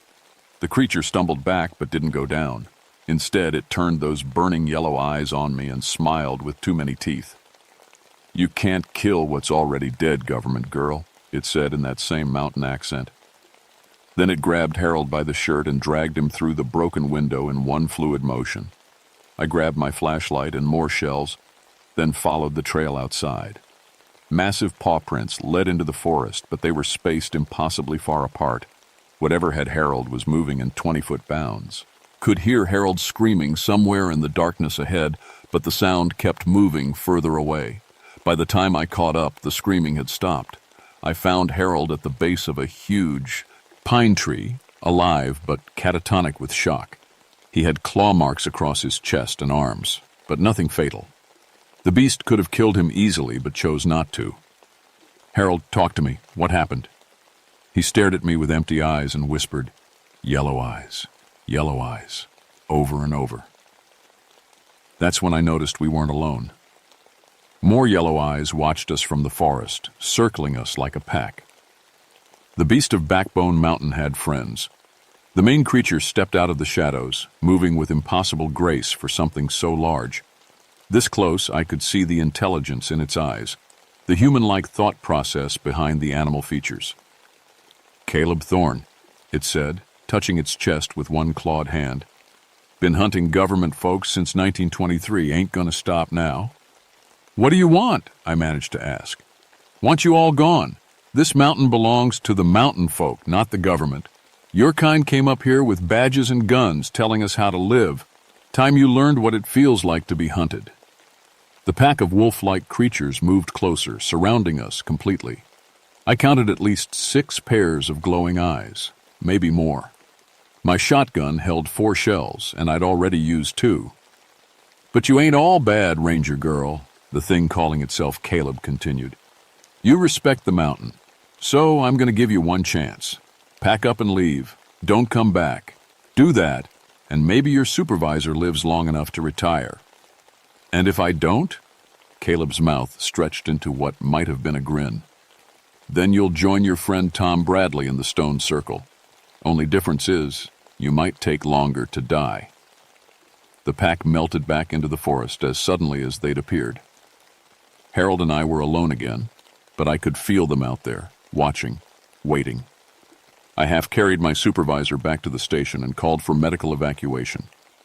As the helicopter airlifted Harold away the next morning, he grabbed my hand with surprising strength.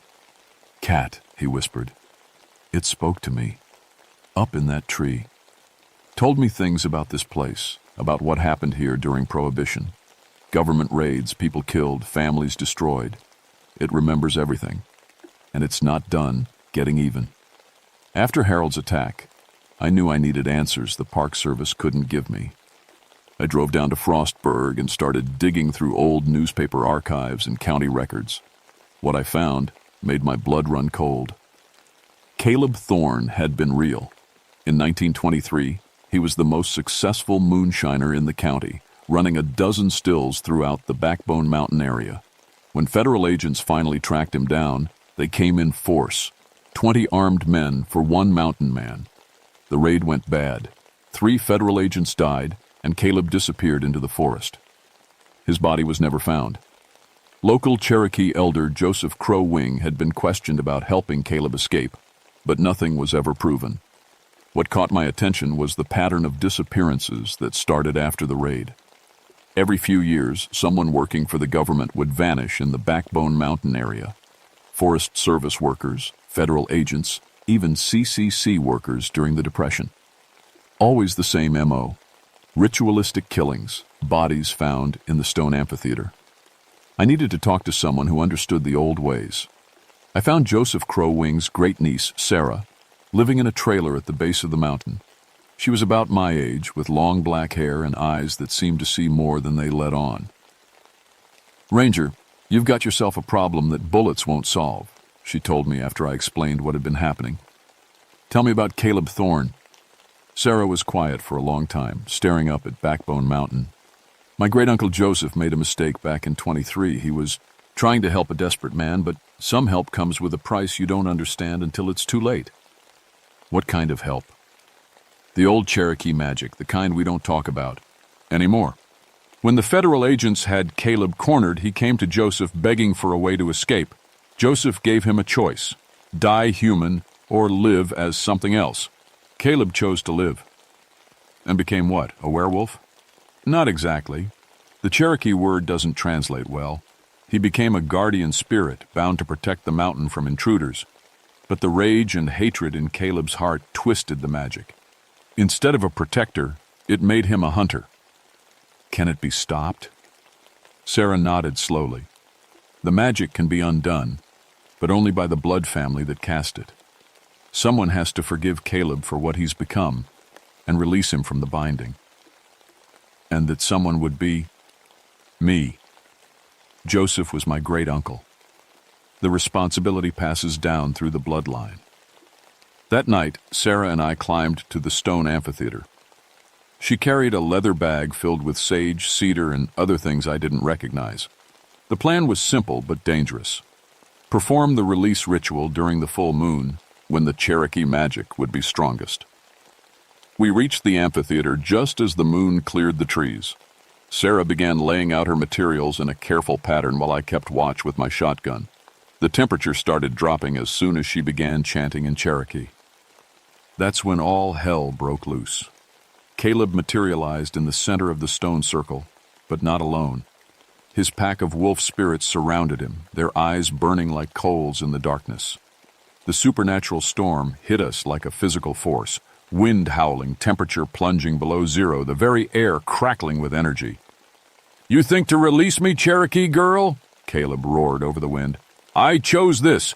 I choose to hunt government dogs forever." The pack attacked.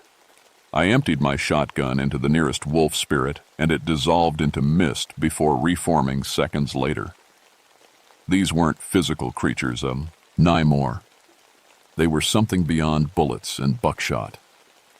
Sarah kept chanting, her voice growing stronger despite the chaos around us.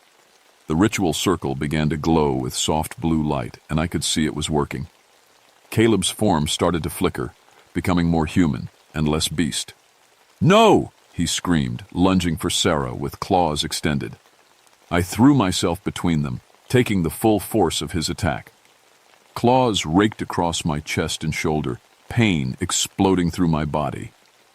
But it bought Sarah the time she needed. "Caleb Thorne," she called out in a voice that carried the authority of generations. "I am Sarah Crow Wing, great-great-niece of Joseph who bound you. In the name of our ancestors, in the name of the mountain spirits, I forgive you for the pain that drove you to this choice. I release you from your binding. Go in peace to the spirit world where you belong." The wind stopped. The temperature rose. The wolf pack faded away like morning mist. And Caleb Thorne stood before us in human form for the first time in 60 years. He was just a man. Not young, not old, wearing the work clothes of a 1920s moonshiner. The rage was gone from his eyes, replaced by something like gratitude. "Thank you," he whispered to Sarah. 60 years of hunting, 60 years of hatred. I was so tired of being angry. He looked at me, bleeding on the ground. "I'm sorry, Ranger girl. You respected the mountain. You didn't deserve what I put you through." The first rays of dawn touched the stone circle, and Caleb Thorne faded away like smoke on the wind. The official report blamed everything on a pack of rabid wolves, eliminated by professional hunters. Tom Bradley's death was listed as a hunting accident. The other victims were filed under various animal attacks. The federal government is good at making inconvenient truths disappear.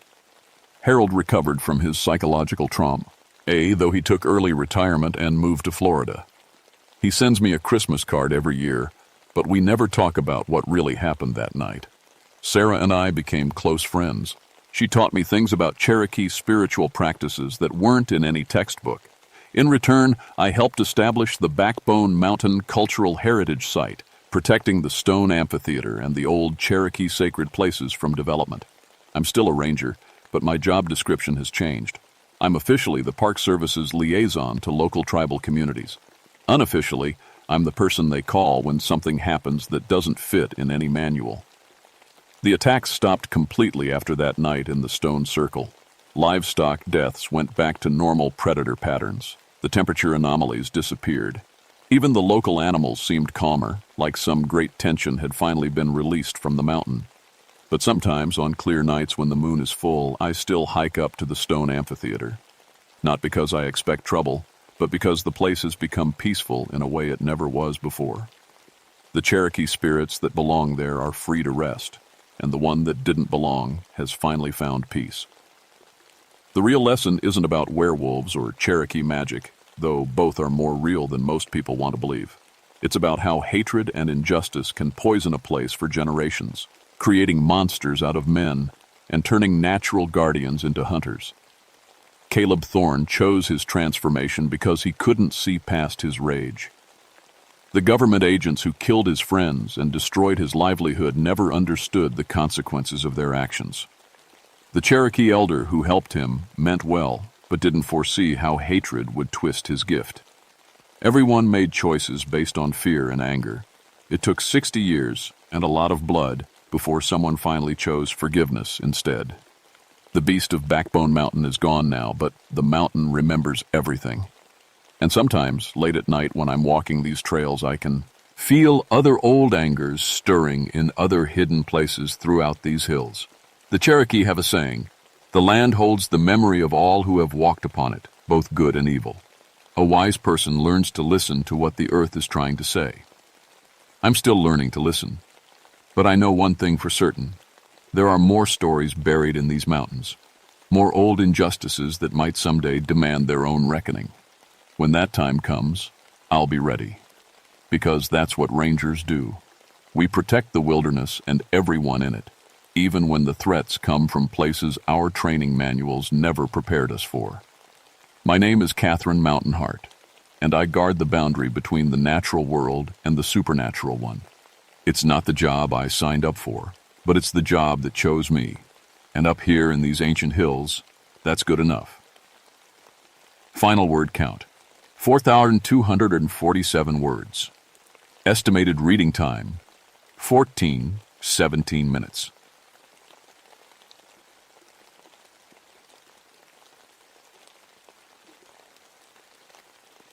My name is Bill Stone River, and I've been a ranger in Jefferson National Forest for 20 years. In all that time, I never lost a single child on my watch, not one. That's something you can be proud of when your job is keeping families safe in the wilderness. The radio crackled to life at 2:47 p.m. on July 15, 1966. "Bill, we got missing kids at Grayson Highlands. Boy Scout troop. You better get up there." I was fixing a broken trail sign near Mount Rogers when the call came in. The highest peak in Virginia stretched up 5,729 feet above me, covered in wild rhododendron and home to herds of wild ponies. It's beautiful country, but it can be dangerous if you don't know what you're doing. "How many kids?" I asked, already packing my gear. "Whole troop, 8 boys ages 10 to 14, 2 adult leaders, Troop 247 from Richmond." My blood went cold. 10 people don't just vanish. I grabbed my first aid kit, signal mirror, and compass. 20 years of experience told me this would be different from the usual lost camper calls. The drive to Massey Gap took 40 minutes on winding mountain roads. Wild ponies grazed in the high meadows, their tails flicking at flies. Everything looked normal. Too normal. I met Sheriff Tom Bradley at the troop's campsite. What I saw there made no sense. 3 orange tents stood perfectly in place. A camp stove still had half-cooked beans in the pot. Sleeping bags lay neat and tidy. Personal items sat arranged like the owners had just stepped away for a minute. "No signs of struggle," Tom said, mopping sweat from his forehead. "No tracks leading away from camp. It's like they all just disappeared." I walked the camp's border, studying the ground. After 2 decades in these mountains, I could read tracks like words on a page.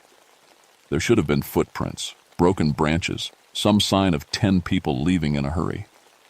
Instead, I found something that made my skin crawl. Small, bare footprints circled the entire camp. Child-sized, but wrong somehow. Too many of them, overlapping in patterns that hurt to look at. "Tom, when did someone last see them?" "Yesterday evening. Park visitors said she heard kids singing around their campfire at sunset. But this morning," he gestured at the empty camp. I knelt by the cold fire pit. The ashes held the shape of logs that had burned completely down, a full night's worth of burning. But if the scouts had been here all night, where were they now? That's when I heard it, faint at first, carried on the mountain wind. Children's voices singing, "Ring Around the Rosie." The sound came from Rhododendron Gap, about a quarter mile away. "You hear that?" I asked Tom. He tilted his head, listening. "Hear what?" The singing continued, clear as church bells to my ears. Multiple voices, different ages, harmonizing in a way that raised goosebumps on my arms. I started toward the sound, but Tom grabbed my shoulder. "Bill, there's nobody out there. We've searched that whole area twice." But I heard them. Sweet young voices singing the old children's song. And something about that sound made me think of my little brother Tommy, who drowned when I was 12. Tommy, who loved to sing that same song. The voices faded as suddenly as they'd started. The mountain fell silent except for wind through the trees. Even the wild ponies had stopped grazing and stood with their heads raised, ears forward, like they were listening too. I'd been dealing with missing persons for 20 years, lost hikers, confused elderly folks, teenagers who wandered off trail. But this felt different. This felt wrong in ways I couldn't name. We need to expand the search, I told Tom. Check every trail, every clearing, every cave between here and the summit. As we prepared to head out, I noticed something else. A perfect circle of dead grass surrounded the entire campsite. The brown ring was about 6 feet wide, like something had sucked the life right out of the ground. I'd never seen anything like it. But I'd also never had 10 people vanish without a trace. The mountain wind picked up, carrying a chill that didn't belong in July. Somewhere in the distance, I could swear I heard a child laughing. We searched until dark and found nothing. No tracks, no torn clothing, no signs that 10 people had ever walked these trails. It was like they'd been plucked right off the mountain. I went home to my wife Ruth and our 3 kids that night, but I couldn't shake what I'd seen. The dead grass circle, those strange footprints, the singing voices that Tom couldn't hear. "You look troubled," Ruth said as she served dinner. Our kids, Tommy Jr., 16, Susan, 12, and Bobby, 8, chattered about their day while I picked at my food. "Just a tough case," I said. "Missing Boy Scout troop." Ruth knew not to push when work was weighing on me, but I caught her looking at our kids with the expression every parent gets when they hear about missing children. That cold fear that whispers, "What if it was mine?" The radio woke me at 5:30 a.m. Another missing child. "Bill, you need to get back up to Mount Rogers. Family named Peterson. Parents found in their tent this morning, but their little girl Amy is gone." I drove through the pre-dawn darkness, my headlights cutting through mountain fog that seemed thicker than usual. When I arrived at the Peterson campsite, I found a scene that chilled me worse than the scout camp. Jim and Carol Peterson sat in their tent staring at nothing. They didn't respond when I called their names. Their eyes were open but empty, like they were looking at something far away. "They've been like this since dawn," said Deputy Miller. "Won't talk, won't move, just keep staring." I knelt beside Carol Peterson. She was a young mother, maybe 30, with brown hair and kind eyes that now looked hollow. "Mrs. Peterson, can you tell me about Amy?" For a moment, nothing. Then Carol's lips moved in a whisper so soft I had to lean close to hear. "Amy went to play with the other children." "What other children?" "The children in the meadow. They were singing such pretty songs." My blood turned to ice water. What did they look like? Carol's eyes focused on me for the first time. Some wore old-fashioned clothes. Some looked like Indians. But they were all children, and they wanted Amy to join their games. I looked around the Peterson camp. Like the scout site, everything was arranged normally except for one thing. Small handprints covered the outside of their tent. Too many handprints for one 7-year-old girl. "How many children did you see?" I asked Carol. "So many," she whispered. They held hands in a circle, dancing and singing. Amy laughed when she ran to them. She looked so happy. That's when I heard it again. Children's voices carried on the morning wind, singing "Ring Around the Rosie." But this time, I heard a new voice mixed in with the others. A little girl's voice, bright and joyful. Amy Peterson's voice. I grabbed my radio. "Tom, I need every available man up here. And call the Cherokee Tribal Council in North Carolina. Ask for Joseph Ridge." "The Cherokee Council?" "Bill, what does this have to do with—" "Just do it, Tom. Trust me." I'd been studying local history for years, part of my job as an education ranger. Mount Rogers sat on an old Cherokee trail, one of the routes they'd been forced to walk during the removal in 1838. The Trail of Tears had passed right through these mountains. And I remembered reading about Cherokee children who died of cold and hunger during that terrible winter crossing. The fog grew thicker as the morning wore on. Temperatures dropped 20 degrees, impossible for July, but real enough to see my breath. The wild ponies had fled the high meadows entirely, leaving the M.O. untamed, eerily quiet except for those singing voices. At 3:17 p.m., the voices grew loud enough that even Tom could hear them. "Jesus, Bill, where are they?" We followed the sound to Rhododendron Gap, the same place I'd heard them yesterday. The fog was so thick I could barely see my own feet. But through the white mist, shapes moved. Children. Translucent as morning fog, but clearly visible. They held hands in a large circle, dancing and singing. Some wore Cherokee clothing from the 1800s. Others had on pioneer dresses and boys' pants from different time periods. And there, laughing in the center of the circle, was a little girl in modern camping clothes. Amy Peterson. "Amy!" I called. She looked at me and waved, her face bright with joy. "Mister, look at all my new friends. They know such fun games." I started toward her, but the fog thickened. When it cleared moments later, they were gone. All of them. But Amy's laughter still echoed from the empty meadow. That's when I knew we weren't dealing with lost children. We were dealing with something that had been waiting on this mountain for over 100 years. Something that collected children the way other things collect butterflies. Joseph Ridge arrived just after sunset, bringing 3 other Cherokee elders with him. He was a tall, weathered man in his 70s with silver hair and eyes that seemed to see more than most people. "You were right to call us, Ranger Stone River," he said after I explained what we'd found. "This mountain holds old pain. Cherokee children died here during the removal, 23 of them buried somewhere on these slopes." "Buried where?" I asked. Joseph shook his head. "The location was lost. Our people were forced to move quickly. The children were put in the ground without proper ceremony, without the songs that help spirits find peace." We set up a command post at Massey Gap as more searchers arrived. Volunteers, state police, even some FBI agents from Richmond. None of them understood what we were really dealing with. But the mountain understood, as Darkness says. Well, the temperature kept dropping. Frost formed on the ground in July, and from every direction we heard children singing. "It's getting stronger," Joseph said quietly. "The spirits are calling." At 11 p.m., chaos erupted.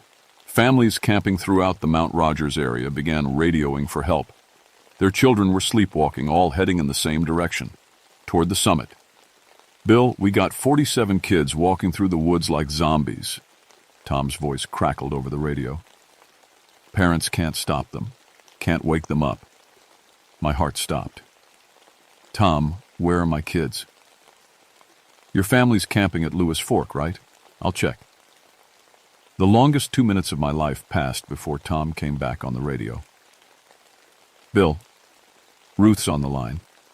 She says your boys are gone too. All 3 of them started walking about an hour ago. She tried to stop them, but they walked right through her like she wasn't there." The world tilted sideways. Tommy Jr., Susan, and Bobby. My children, walking through the dark mountain forest in some kind of trance. 20 years of protecting other people's kids, and I couldn't save my own. "Where are they heading?" I asked, though I already knew. "Straight up the mountain, all of them. It's like something's calling them." Joseph Ridge put his hand on my shoulder. "The Cherokee children are lonely. They died far from home without their families. They want companions for their games." "Then we stop this," I said.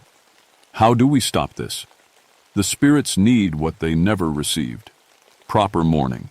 A Cherokee ceremony to help them find peace." "Will that save the living children?" Joseph's weathered face was grave. "If we can reach them in time. But the dead children will not want to let go. They've been alone for too long." We gathered every available vehicle and headed up the mountain. Headlights cut through fog so thick it seemed solid. The temperature gauge on my truck read 28 degrees. In July, at Rhododendron Gap, we found them. 47 children from a dozen families standing in perfect circles around the meadow. Their eyes were closed, but they moved in careful patterns, dancing to music only they could hear. At the center of the largest circle, the Cherokee spirits danced too, no longer transparent but solid as living flesh. I saw Tommy Jr., my responsible 16-year-old son, holding hands with a Cherokee boy who'd been dead for over a century. Susan danced beside a pioneer girl in a faded blue dress. Little Bobby laughed as he spun with children from every era.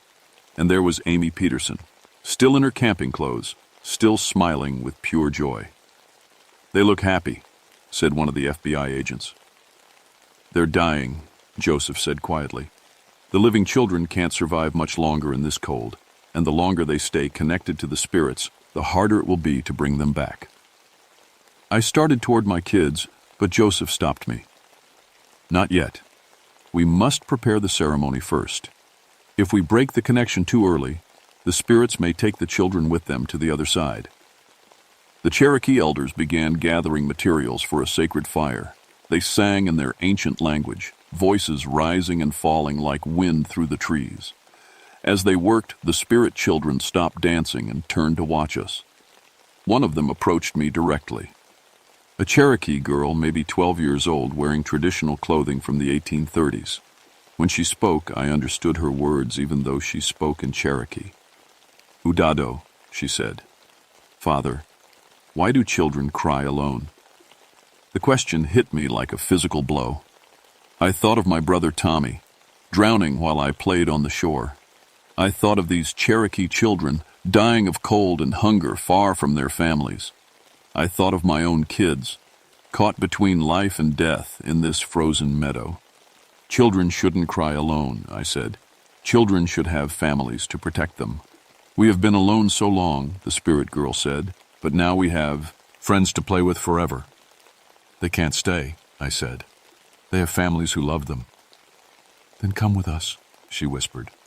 "Bring your children. We know such wonderful games." For a moment, I almost said yes. The loneliness in her voice was so deep, so terrible, that I wanted to ease her pain any way I could. But then I thought of Ruth, waiting at home in terror for her family to return. "No," I said, "but we can help you find peace another way."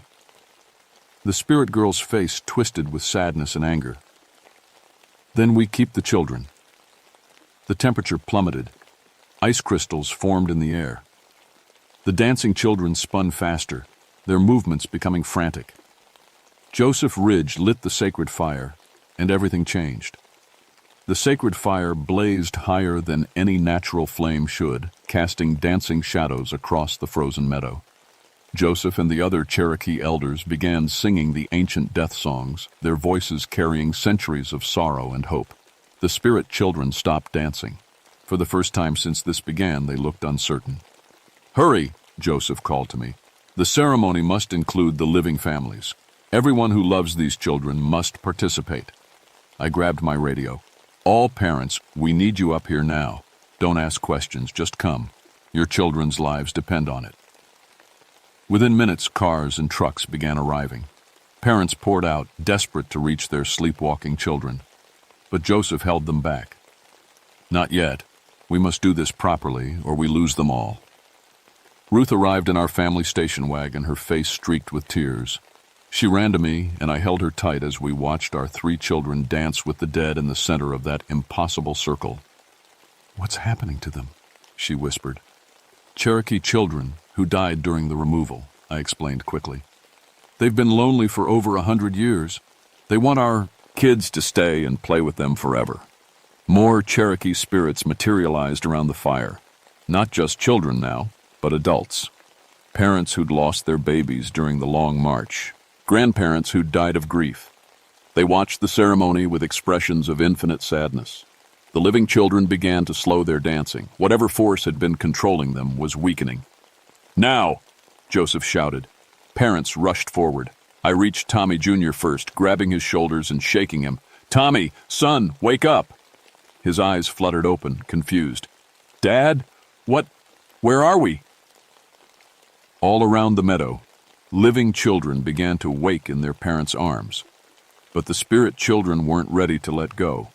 The temperature dropped even further. Ice formed so fast it cracked like gunshots. The Cherokee girl who'd spoken to me earlier materialized right in front of my family. Her face was no longer sad, but furious. "You cannot take them," she screamed. "We've been alone too long."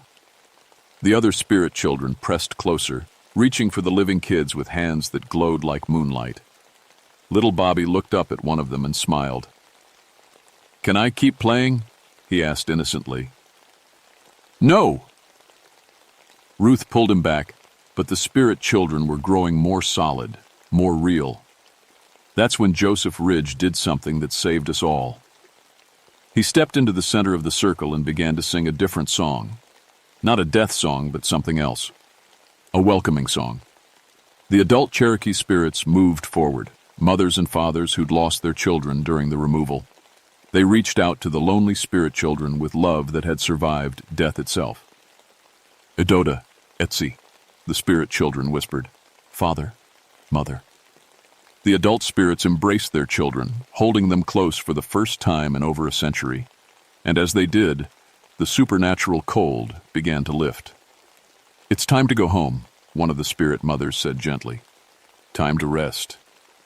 The spirit children looked back at us one more time.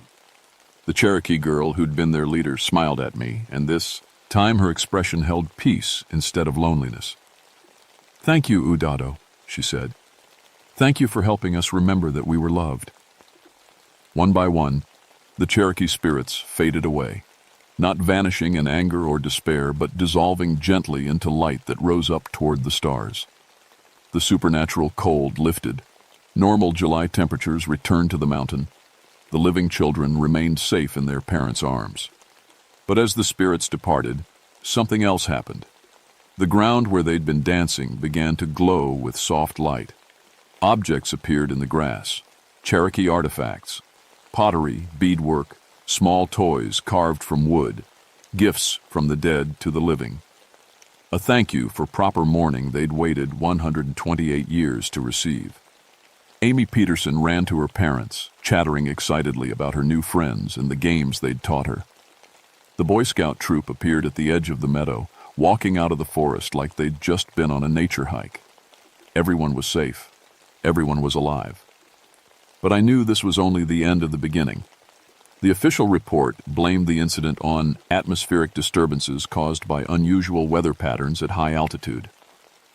The FBI agents wrote up something about mass disorientation due to temperature extremes and oxygen deprivation. None of them mentioned ghost children or Cherokee ceremonies, but the families who were there knew the truth. They'd seen their children dancing with the dead, and they'd watched love conquer loneliness across the boundaries of death itself. Joseph Ridge and the Cherokee elders helped us create a proper memorial for the 23 children who died during the removal. A simple stone marker in the meadow where they'd finally found peace. It reads, "In memory of the Cherokee children who died far from home, 1838. You are not forgotten." We hold a ceremony there every year now, Cherokee. Families come from across the country to sing the old songs and remember their ancestors. Boy Scout troops visit to learn about the Trail of Tears. The dead children's sacrifice teaches them living about history they should never forget. My own family was changed by what we experienced. Tommy Jr. studies Cherokee history in college now. Susan wants to become a teacher so she can help preserve Native American culture. Little Bobby still talks about his Cherokee friends and asks when he can visit their memorial again. Ruth and I have grown closer, bound by the knowledge that we almost lost everything to forces beyond our understanding. As for me, I've become the Park Service's expert on Cherokee cultural sites. I work with tribal councils throughout the region to identify and protect sacred places. Because Mount Rogers wasn't the only location where Cherokee children died during the removal. And sometimes, late at night, I still hear children singing in the mountains. Most of the time, the voices are peaceful now. Happy children at play, spirits who found rest. But not always. There are other burial grounds out there, other lonely spirits who need proper mourning to find peace. The Cherokee weren't the only people who lost children in these mountains. Pioneer families, logging camps, mining towns. The Appalachians are full of places where children died young and far from home. And children who die alone, sometimes don't stay quiet. 3 months after the Mount Rogers incident, I got a call from a ranger in West Virginia. Missing children at a former mining camp. Same pattern. Kids vanishing without traces, voices singing in empty woods, temperatures dropping in summer heat. Joseph Ridge and I drove up there the next week. We found what we expected to find. Ghost children from the 1920s, killed in a mine collapse, playing their eternal games while they waited for someone to remember their names. We helped them too. Another ceremony, another memorial, another group of lost spirits finally finding peace. But there are so many more. The Cherokee removal sea, over thousands of miles. Other tribes were forced from their homes too. Factory towns rose and fell. Mining camps boomed and went bust. Throughout American history, children have died in places far from the families who loved them. And some of them are still waiting. I keep a map on my office wall now, marked with red pins. Each pin represents a place where children died alone, where their spirits might still linger. Reports of missing kids, unexplained phenomena, voices in the woods. I track them all, because 20 years ago, I made a promise to never lose a child on my watch. After what happened at Mount Rogers, I understand that promise extends beyond the living. The dead children deserve peace too. They deserve to be remembered, to be mourned, to finally go home to the families who've been waiting for them across the veil of death. My name is Bill Stone River, and I've been a ranger for 23 years now. I haven't lost a single child on my watch, living or dead.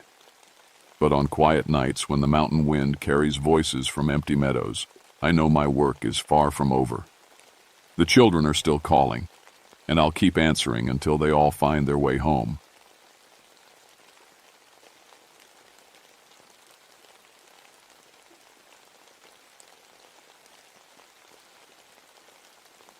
My name is Frank Colborn, and I've been a ranger in Daniel Boone National Forest for 18 years.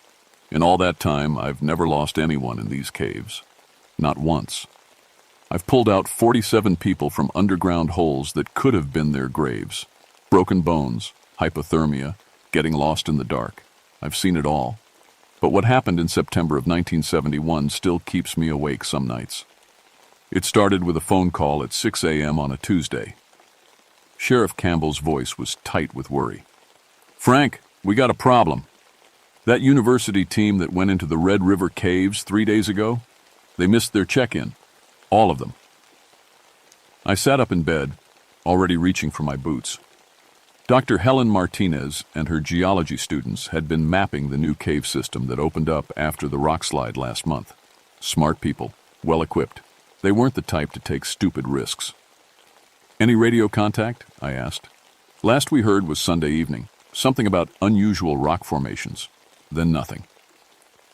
20 minutes later, I was loading my truck with rope, carbide lamps, and first aid supplies. The Red River Gorge Caves were my territory. I'd mapped over 200 of them, knew every twist and turn like the rooms in my own house. The locals called me the Cave Ghost because I could navigate underground in complete darkness. It was a skill that came from my daddy and his daddy before him. 3 generations of coal miners until Black Lung took my father when I was 22. The cave entrance looked normal enough.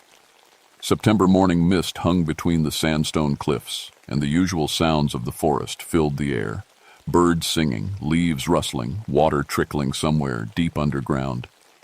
But something felt off. The animals were too quiet near the cave mouth, and my compass needle kept twitching toward the darkness like it was being pulled by a magnet.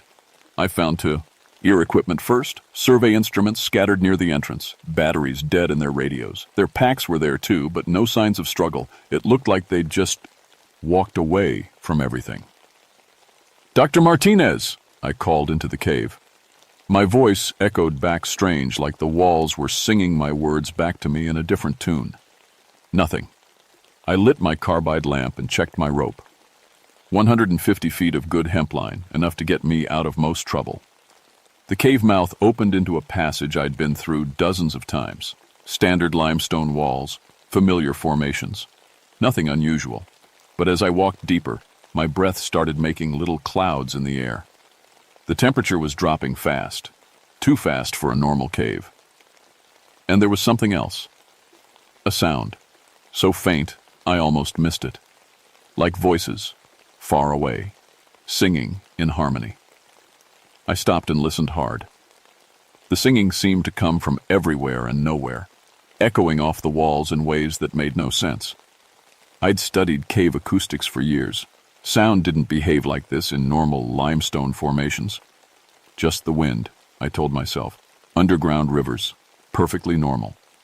But my hands were shaking as I moved deeper into the darkness, and it wasn't from the cold. 300 feet in, the cave changed. The familiar limestone walls gave way to something I'd never seen before. Crystal formations that caught my lamplight and threw it back in strange patterns. They looked almost like organ pipes, lined up in perfect rows along the cave walls. The singing was getting louder. I found Mark Chen in the first big chamber. He was sitting upright against the wall, mouth open wide like he was singing at the top of his lungs. But no sound was coming out. His vocal cords were destroyed, I could tell just by looking at his throat. Blood had dried on his chin. "Mark!" I shook his shoulder. Out his eyes didn't focus on me. They stared straight ahead at the crystal formations on the far wall. His body was warm, alive, but he was somewhere else entirely. When I checked his pulse, it was steady but slow. He'd been sitting here for 3 days without food or water, which should have been impossible. People don't survive that long in caves like this. The temperature alone should have killed him. I tried to lift him, but he fought me with surprising strength. His mouth kept working, trying to make sounds that wouldn't come, like he was desperate to join in with the singing that filled the air around us. The singing that was getting louder by the minute. I grabbed my radio, but it was dead, just like theirs had been. Even my flashlight started dimming, like something was draining the power right out of it. The only light I had was my carbide lamp, and the flame was dancing in ways that made no sense. There was no wind down here, but it flickered like a breeze was blowing on it. That's when I saw her. A woman in the crystal formations across the chamber. She was transparent, like looking through water, but I could see her clearly. Long black hair, traditional Cherokee dress, and she was singing. Her mouth moved in perfect harmony with the voices that echoed through the cave. I blinked hard, sure I was seeing things, but she was still there when I opened my eyes, and now she was looking right at me. She raised one hand and pointed deeper into the cave, then opened her mouth wider. The singing got so loud it hurt my ears. "Who are you?" I whispered. She smiled, but it wasn't a happy smile. It was the saddest thing I'd ever seen. Then she faded away and the singing dropped back to a whisper. Mark Chen was still trying to make sounds with his ruined throat. I couldn't carry him out alone, not with him fighting me every step. I needed to find the others first, see if any of them were in better shape to help. I left him there. God forgive me, I left him there and went deeper into the cave. 50 feet further in, the temperature dropped another 10 degrees. Yes. My breath was coming out in thick clouds now, and ice was starting to form on the cave walls. In September, in Kentucky, that's when I knew for certain that this wasn't natural. The passage opened into another chamber, bigger than the first. The ceiling disappeared into darkness above my head, and the walls were covered with those same crystal formations. They looked like pipes in a church organ, all different sizes, arranged in perfect musical scales. Dr. Martinez was standing in the center of the chamber. She was facing the far wall, arms at her sides, head tilted back. Her mouth was open, and she was singing. Her voice mixed with all the others, creating harmonies that made my skin crawl. She'd been singing for days, I realized. Her lips were cracked and bleeding, but she wouldn't stop. "Helen!" I called. She didn't turn around, didn't even seem to hear me. She just kept singing, swaying slightly in time with the music that filled the cave. I walked closer and saw that her skin had a strange, grayish color to it, like stone. When I touched her arm, it felt cold and hard, not quite human anymore. That's when the temperature in the cave dropped to freezing, and the singing got loud enough to make my teeth ache. All around the chamber, figures started appearing in the crystal formations. Dozens of them, men and women from different time periods, all singing the same impossible song. I saw Cherokee shamans in traditional dress, coal miners in old work clothes, people in Sunday church outfits from the 1920s. All of them transparent, all of them singing, all of them looking at me with eyes that begged me to join them. And in the back, barely visible but unmistakable, I saw my wife Mary. She'd been dead for 2 years, killed in a car accident on a rainy night. But there she was, young and beautiful, reaching out to me with one hand. "Frank," she whispered, her voice me, shing with all the others. "Come sing with us. We've been waiting for you." The pull was so strong I took a step toward her before I caught myself. Every instinct I had was screaming at me to run, but I couldn't leave the others. Not Dr. Martinez, not the students who were still somewhere in this nightmare. The spirits kept singing, and Mary kept reaching for me, and I had to close my eyes and back away before I lost myself completely. There were 2 more people to find, and something told me they were even deeper in the cave, where the real danger was waiting. I found Lisa Wong and David Burke in the deepest chamber I'd ever seen in these caves. The passage had led down and down until I was sure I was 1,000 feet underground. My ears were popping from the pressure, and the air was so cold I could barely feel my fingers. They were holding hands in a circle with empty air, singing to crystal formations that towered above them like cathedral spires. Their skin had that same gray, stone-like color as Dr. Martinez. But worse, I could see veins of actual crystal running through their arms and necks. They were turning into rock, and they were still alive. The singing in this chamber was deafening. Not just the 2 students, but hundreds of voices echoing off the walls. The crystal formations were amplifying every sound, creating harmonies that shouldn't have been possible. It felt like the song was getting inside my head, trying to rewire my thoughts. I tried to grab Lisa's arm to pull her away, but touching her sent a shock of pain up my arm like I'd grabbed a live wire. She didn't even notice. Her eyes were rolled back, showing only white, and her mouth moved in perfect time with David's and all the invisible singers around them. That's when I realized what was happening. The crystals weren't just amplifying the songs, they were storing them. Every person who'd ever died singing in these caves was trapped in the stone, their voices preserved forever, and the living people, they were being added to the collection. The Cherokee woman appeared again, cleared, or this time. She stood right in front of me, so real I could have touched her. "Ayanna," she said, and I somehow knew that was her name. Medicine woman of the Cherokee, buried alive in this place by white settlers in 1794. I have been singing the death songs for 200 years, waiting for others to join the harmony. Her voice was inside my head now, not coming through my ears. The coal miners came in 1847, sealed in by their own company during a dispute.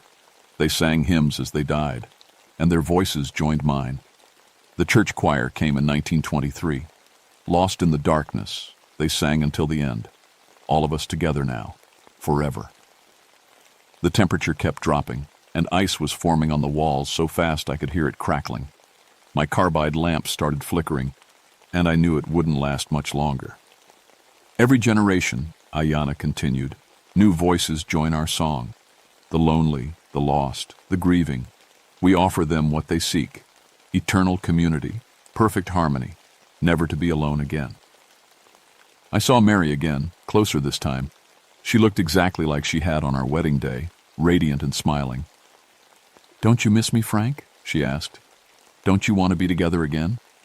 Forever this time, no more separation, no more loneliness. Just join the song. It's so beautiful here." I wanted to. God help me, I wanted to more than anything I'd ever wanted in my life. 2 years of grief and loneliness, of coming home to an empty house, of missing her voice in the morning and her hand in mine at night. All of that could end right now. But then I looked at Lisa and David, at what was happening to them.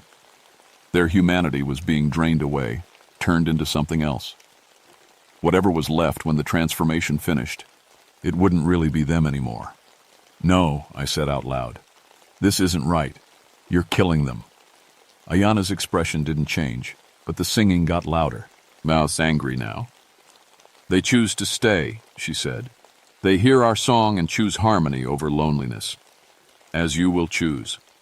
The crystal formations started glowing brighter, and the temperature dropped so fast my breath turned to ice in my lungs. All around the chamber, more spirits appeared. Not dozens this time, hundreds. Men, women, children, all singing, all reaching for me. The cave began to shake.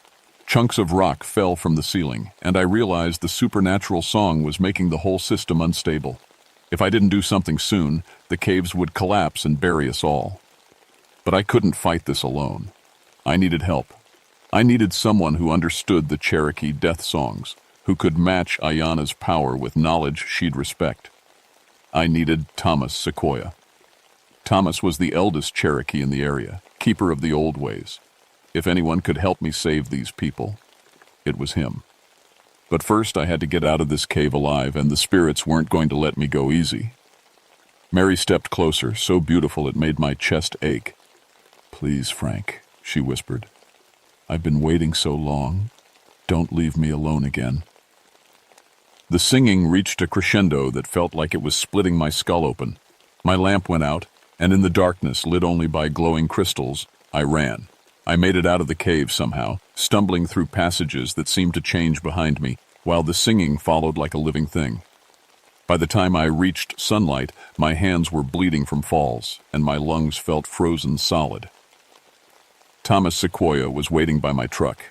He was 80 years old, silver-haired and dignified, wearing a simple flannel shirt and jeans. But his eyes held wisdom that went back generations. "The singing stones are awake," he said simply. "I heard them calling from my house 20 miles away." I told him everything: the missing students, the crystallizing people, Ayanna, and her eternal song. He listened without interruption, nodding at things that should have sounded crazy. "Ayanna was my ancestor," he said when I finished. "A powerful medicine woman who died in anger and pain. Her spirit has been trapped here, growing stronger with each voice that joins her. But the death songs can set her free, if sung with proper intent." "What do you need me to do?" "Help me carry the sacred items, and be prepared to sing, even if you think you can't. Your voice may be the key to saving those people." We went back into the cave together, Thomas carrying a leather bag filled with sage, cedar, and other items I didn't recognize. The singing was louder now, more urgent. It knew we were coming. The first chamber was empty. Mark Chen was gone, probably moved deeper by the spirits. But we could hear him somewhere in the darkness, trying to sing with his ruined throat. "They're gathering," Thomas said. "All the voices, preparing for the final song that will bind the living permanently to the stone." In the second chamber, Dr. Martinez was almost completely crystallized. Only her face remained human, and her eyes pleaded with us for help even as her mouth continued singing. "Can you save her?" I asked. "If we succeed, the transformation will reverse. If we fail..." He didn't finish the sentence. The temperature kept dropping as we descended to the deepest chamber. Thomas began singing softly in Cherokee, words I didn't understand but could feel in my bones. The spirits responded immediately, their own song rising to match his. In the final chamber, Lisa and David were barely human anymore. Crystal formations had grown through their bodies, connecting them to the walls and ceiling. They were becoming part of the cave itself. Ayanna appeared as soon as we entered, more solid than I'd ever seen her. Behind her stood the coal miners, the church choir, and hundreds of others. They filled the chamber, their voices creating a wall of sound that made my ears bleed. "You cannot stop what is meant to be," Ayanna said. "His song must continue. The harmony must be preserved." Thomas stepped forward, unafraid. He began laying out items from his bag. Sage for purification, cedar for protection, sacred stones, marked with symbols I couldn't read. "Cousin," he said to Ayanna in English, then switched to Cherokee for words that sounded like prayers. She responded in the same language, and suddenly I could understand them. The death songs were translation, speaking directly to the soul. "You have been in pain too long," Thomas told her. "Your anger has turned sacred music into a trap. It is time to let go, time to walk the spirit path to your ancestors." "I will not be alone again," Ayana's voice shook the chamber, sending more rocks crashing down. You were never alone. Your people sing for you in the spirit world. But first, you must release these souls who do not belong to the death song. Thomas began the Cherokee death chant, his elderly voice strong and clear. The spirit's harmony wavered, confused by this new song that matched their power. Mary appeared beside me, more beautiful than ever. Don't let him do this, she pleaded. Don't let him take me away from you again. I love you, Frank. I'll always love you. My heart was breaking, but I knew what I had to do. I opened my mouth and began to sing with Thomas, adding my voice to his even though I didn't know the words. The melody was ancient, older than language, speaking of release and peace and the journey all souls must take. The battle lasted for hours, our voices against hundreds of others, Cherokee death songs against eternal longing. The cave shook constantly, ice formed and melted and formed again. I sang until my throat was raw, until I thought my lungs would burst. But gradually, the other voices began to change. The angry, desperate harmony softened into something sadder but more peaceful. The coal miners stopped singing first, their forms fading as they found their rest. Then the church choir, their hymns blending into Thomas's chant before disappearing entirely. Ayana was the last to go. She looked at Tom, as with tears in her transparent eyes. I have been so tired, she whispered. I know, cousin. Rest now. Your family is waiting. She turned to me one final time. Your wife says to tell you she's proud, and that it's time for you to live again. Then Mary appeared one last time, radiant with peace. She blew me a kiss and faded away, and I felt something inside my chest finally let go of the grief I'd been carrying for 2 years. The silence that followed was the most beautiful sound I'd ever heard. All 4 members of the university team recovered completely. The crystallization reversed itself as soon as Ayana's spirit was released, their skin returning to normal color and texture. They remembered nothing of their time in the cave, just going in to survey the formations, then waking up in the hospital 3 days later. The official report blamed carbon dioxide poisoning for hallucinations and memory loss. The cave system was declared geologically unstable and closed to the public. Only Thomas and I knew the real truth. But the changes went deeper than paperwork. The Cherokee community gained official recognition as spiritual consultants for the Forest Service. Thomas worked with Dr. Martinez's team to identify other sacred sites that needed protection. The university started including Cherokee historical knowledge in their geological programs. As for me, I finally found peace with Mary's death. The supernatural encounter had given me what I'd needed most, a chance to say goodbye properly. I threw myself into learning about Cherokee spiritual practices, working with Thomas to identify other places where past trauma might have left supernatural echoes. We found 3 more sites over the following years. None as powerful as the Singing Stones, but all places where Cherokee spirits needed help finding their way to rest. Each time, the combination of traditional death, songs, and respectful cooperation solved what might have become dangerous hauntings. I retired from the Forest Service in 1985, but I still go back to the Red River Gorge every September. There's a small ceremony now, Thomas and his family and a few others singing the old songs to make sure Ayana and the others stay at rest. The cave is still sealed, but sometimes on quiet nights you can hear very faint music echoing from the rocks. Not the desperate, hungry singing from before. Something peaceful now, like lullabies. The Cherokee call it the song of the contented dead. Sometimes I bring my new wife, Sarah, to the ceremonies. I met her 2 years after the cave incident, and we've been married for 8 years now. She understands that Mary will always be part of my past, but she's not threatened by it. How can you be jealous of someone who helped save 4 lives and then told you to move on with living? The university team stayed in touch for a while. Dr. Martinez sent me Christmas cards for several years, always with a note thanking me for the rescue. She never asked questions about the details, which I appreciated. Some experiences change you so completely that you can only share them with people who were there. But late at night, when the house is quiet and I'm lying next to Sarah listening to her breathe, I sometimes hear echoes of that supernatural harmony. Not threatening now, not trying to pull me in, just reminding me that love doesn't end with death.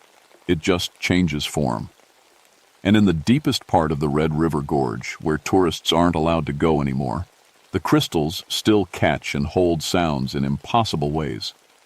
Park rangers report strange acoustic phenomena, unexplained temperature drops, compass needles that spin toward magnetic north that isn't on any map. But Thomas Sequoia's grandchildren learn the death songs now, passing them down to another generation. And every autumn, we gather at the sealed cave entrance to sing the old Cherokee hymns that keep angry spirits at rest and help the living find their way back to the light. And because sometimes the most important songs aren't the ones that trap you in the past, but the ones that help you walk forward into whatever comes next. The stones are quiet now, but they're still listening, and we're still singing.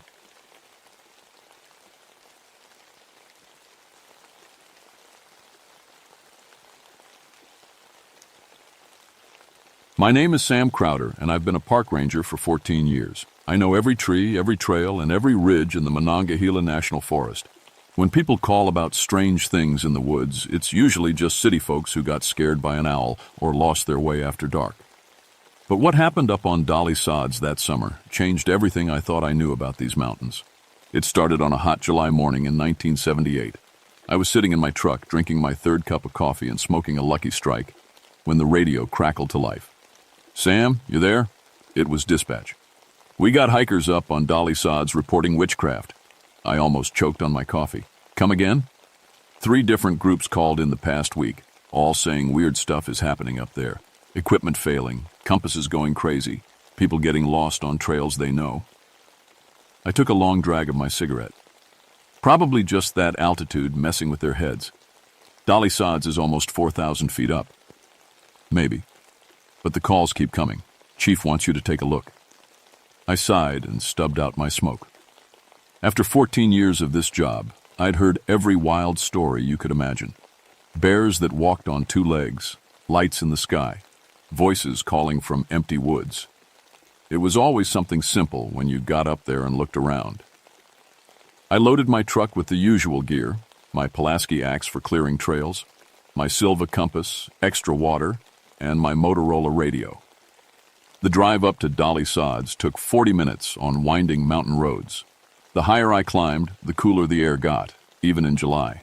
Dolly Sods isn't like the rest of West Virginia. It's a high plateau covered in cranberry bogs and thick patches of old rhododendrons.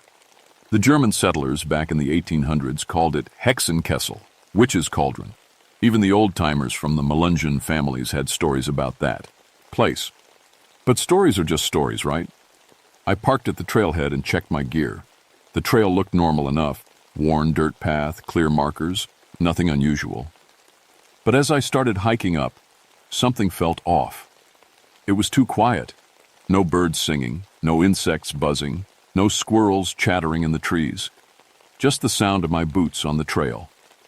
At about 3,600 feet, I found the first weird thing. A trail marker, one of those metal signs we nail to trees, was hanging upside down from a branch 20 feet off the ground. No way the wind did that. No way it fell there by accident. I got on my radio. "Dispatch, I'm seeing some vandalism up here. Someone's been messing with the trail markers." Static answered me. Then more static. The radio had worked fine all the way up the mountain, but now it sounded like I was trying to talk through a thunderstorm. I kept climbing. The temperature was dropping, which was strange for July. My breath started showing in little puffs. When I checked my compass, the needle was spinning like it couldn't make up its mind which way was north. That's when I found the college kids. There were 6 of them from Marshall University, sitting in a perfect circle around a cold fire pit. They weren't moving, weren't talking, just staring straight ahead with their eyes wide open. "Hey," I called out. "You folks okay?" No response. I walked closer and saw the strangest thing I'd ever seen in 14 years of ranger work. Each of them had burn marks on their palms. Perfect 5-pointed stars, like someone had pressed hot metal into their skin. I knelt down next to a girl with long blonde hair. Her pulse was steady, she was breathing fine, but she wouldn't respond to anything. Not my voice, not me waving my hand in front of her face, not even when I gently shook her shoulder. That's when I noticed the frost. In the middle of July, with the sun eating down, there was frost on the ground around their campsite. Not just a little, thick white frost that crunched under my boots. My hands were shaking as I tried the radio again. Still, nothing but static. I was 3 miles from my truck on a mountain plateau where my compass didn't work and my radio was dead. And 6 college kids were sitting catatonic with strange burns on their hands. For the first time in 14 years of ranger work, I was scared. I managed to get 2 of the college kids on their feet, but they walked like sleepwalkers. Slow, dreamy steps with their eyes still staring at nothing. The other 4 wouldn't budge no matter what I tried. I couldn't carry them all, and leaving them seemed wrong. But I needed to get help. That's when I saw her. At first, she was just a dark shape at the edge of the tree line, maybe 200 yards away. I thought it was another hiker, someone who could help me with the kids. I waved and called out, but she didn't respond. When I looked straight at her, she seemed to fade away. But when I looked sideways, out of the corner of my eye, she was clear as day. A woman in a long black dress, the kind they wore back in the 1840s. Long black hair hanging loose around her shoulders, and she was floating about 3 feet off the ground. I blinked hard, figuring the altitude or stress was getting to me. When I looked again, she was gone. But the frost on the ground had spread out in a path, like footsteps leading from where she'd been standing to the tree line. I got on my radio, hoping to get through to dispatch. Nothing but that strange static, but I kept trying anyway. "This is Ranger Crowder. I need medical evacuation at Dolly Sods. 6 hikers in some kind of shock. And," I paused, not sure how to explain what I'd seen, "and possible hypothermia cases, even though it's July." No answer. I decided to get the 2 walking kids down to my truck and come back for the others with help. But as we started down the trail, I heard something that made my blood run cold. Music. Waltz music, faint and distant, like it was coming from an old radio playing somewhere in the woods. The 2 college kids stopped walking, their heads turned toward the sound, and for the first time since I'd found them, their faces showed expression. They smiled, not happy smiles, dreamy, faraway smiles that didn't reach their eyes. They started to turn back toward the campsite. "Hey!" I grabbed the boy's arm. His skin was ice cold. "We need to get you down the mountain." But they weren't listening to me anymore. They were listening to the music. They started walking back up the trail, moving to the rhythm of that distant waltz. When I tried to stop them, they pushed past me with strength that shouldn't have been possible for kids who'd been sitting catatonic for hours. I followed them back to the campsite, and what I saw there made me understand why the old German settlers called this place a witch's cauldron. All 6 college kids were on their feet now, holding hands in a circle around the cold fire pit. They were dancing, slow, graceful steps in time with the waltz music that seemed to come from the air itself. Their eyes were rolled back in their heads, showing only white. And standing in the center of the circle was the woman in black. Up close, she was beautiful in a way that made my chest tight. Pale skin like moonlight, dark eyes that seemed to hold secrets from 100 years ago. But something was wrong with those eyes. They were completely black. No whites, no pupils, just endless black that seemed to go on forever. She looked right at me and spoke in a language I didn't understand but somehow knew was German. Her voice was soft and musical, like the waltz that filled the air. "Komm zu mir, Kinder." The college kids kept dancing, their feet moving in perfect time. I could see their shoes were worn through, their socks bloody, but they didn't stop. They couldn't stop. I reached for my pea, Ulaski axe, not sure what good it would do against something that might not even be real. But as soon as my hand touched the handle, the woman in black turned those terrible eyes on me, the cage. Music got louder. My feet started to tingle, then twitch. Before I knew what was happening, I was taking a step toward the circle, then another. The music was inside my head now, and all I wanted was to join the dance. That's when my training kicked in. 14 years of dealing with forest fires had taught me to think clearly when everything was going wrong. I bit down on my tongue hard enough to taste blood, and the sharp pain cleared my head for just a moment. I turned and ran.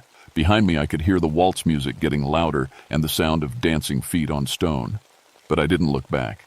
I ran down that trail like my life depended on it, because I was pretty sure it did.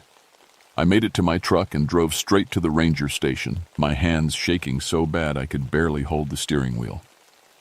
Chief Harrison took one look at me and poured a cup of coffee with a shot of whiskey in it. "Slow down, Sam. Tell me what happened." I tried to explain about the college kids, the woman in black, the dancing.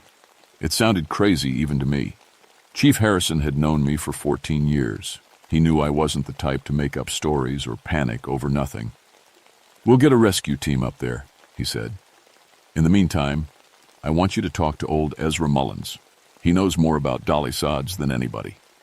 Ezra Mullins was 83 years old and lived in a cabin at the base of the mountain. His family had been in these hills since before West Virginia was even a state. When I told him what I'd seen, he just nodded like he'd been expecting this conversation for years. "That's Greta Zimmerman," he said, rocking in his chair on the front porch. "My granddaddy Isaac told me about her. German girl who died up there in 1847. Consumption got her, but her family thought she was cursed.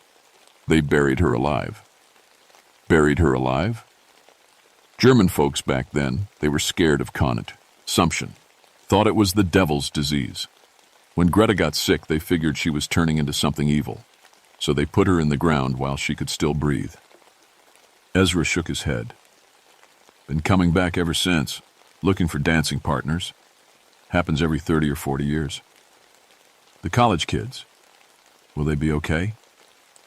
Ezra's face was grim. "Depends on how long they've been dancing. Heart gives out after a while. Greta don't mean no harm, but loneliness makes folks do terrible things." By the time I got back to the ranger station, there was more bad news. A family from Pittsburgh had been reported missing. The Walshes. Robert and Helen, their teenage boys David and Michael. Their camp had been found abandoned. Tent collapsed. Helen's diary left open. I read the last entry. "The woman in black is calling us to dance." Chief Harrison sent me back up with the rescue team, but I already knew what we'd find, or what we wouldn't find. We located the Walsh campsite first. Robert Walsh was there, sitting by their cold fire pit in the same catatonic state as the college kids had been. But Helen and the boys were gone. Following the frost trail, because there was always a frost trail where she'd walked, we found them at a stone circle I'd never seen before in all my years on the mountain.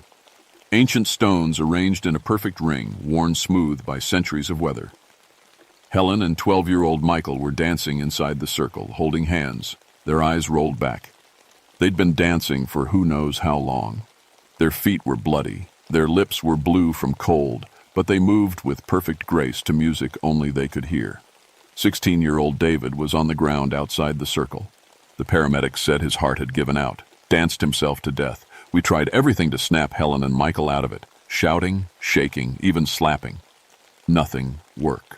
The music was in their heads, and they had to keep dancing. That's when she appeared again. The woman in black stepped out of the trees like she'd been waiting for us. This time she was wearing what might have been a wedding dress once, but now it was rotted and stained. Her hair hung in wet strings around her face, and when she smiled, I could see dirt between her teeth. "Come zu mir, Kinder," she said again, looking right at me. "Come to me, children." The waltz music started up, and I felt that same tingling in my feet. Two of the rescue team members took a step toward the stone circle before catching themselves. But the woman, Greta, wasn't just calling to us. The temperature was dropping fast, and dark clouds were forming overhead even though it had been a clear day. In July, at 4,000 feet, it started to snow. Not just snow, a full blizzard. The wind picked up to 40 miles an hour, and the temperature dropped from 80 degrees to 15 in about 5 minutes. In the middle of summer, we were caught in a deadly winter storm. "Get to the trucks," I yelled, but we were 3 miles from the vehicles, and the trail was already disappearing under 2 feet of snow. Through the swirling white, I could see Greta in the stone circle, dancing with Helen and Michael. She was laughing now, and the sound was like breaking glass. She was trying to kill us all. We took shelter behind a rock outcropping, but I knew we wouldn't last long in a blizzard with summer clothes and no real gear. The temperature was still dropping and the wind was getting stronger. "This is impossible," shouted Dan Morrison, one of the younger rangers. "It doesn't snow in July, not like this." But I was starting to understand. Greta wasn't just some ghost looking for company. She was something else, something with power over the weather, over people's minds, over life and death itself. I fought my way back to where Ezra Mullins was waiting by the trucks. The old man had known this would happen. He'd brought supplies, thick coats, boots, and a small cloth bag that smelled, led like herbs in old churches. "Holy water," he explained, "and prayers in German. If you want to stop Greta, you got to find her grave and give her a proper burial. Christian burial, with respect." "Where's she buried?" "That's the problem. Family was so scared they didn't mark the grave. Could be anywhere on that plateau." The blizzard was getting worse. Through the snow, I could barely make out the stone circle where Helen and Michael were still dancing. They'd been at it for hours now, much longer, and they'd end up like David, dead from exhaustion. "The frost," I said suddenly. "She leaves frost wherever she walks. If I follow it backward..." Ezra nodded. "Might lead you to where she rests. But Sam, you gotta understand, she's not evil. She's just been alone for 130 years. Buried alive by folks who should have loved her. That kind of pain, it changes a person." I took the holy water and the German prayers, written out in Ezra's careful handwriting. Then I headed back into the blizzard. The frost trail was hard to follow in the snow, but it was there, a path of ice that seemed to glow with its own light. It led away from the stone circle, deeper into the plateau, to places I'd never been in 14 years of working these mountains. The wind was howling so loud I could barely hear my own thoughts. But underneath it, I could still hear that waltz music calling me to come back and dance. I found the grave in a small depression surrounded by old pine trees. There was no headstone, no marker, just a patch of ground that never seemed to grow anything. But there was a rotted wooden cross, broken and buried under decades of fallen leaves. When I brushed them away, I could see letters carved in old German script. GZ, 1847. Greta Zimmermann, 19 years old when she died. The moment I touched the cross, she appeared beside the grave, not Flo, Ting this time, standing on the ground like a real person. The wedding dress was clean and white again. Her hair was brushed and shining, and her eyes were the saddest thing I'd ever seen. She spoke in English this time, her voice soft and lost.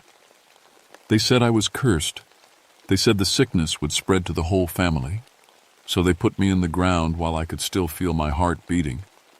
Tears ran down her pale cheeks. I wasn't ready to die. I had a whole life ahead of me.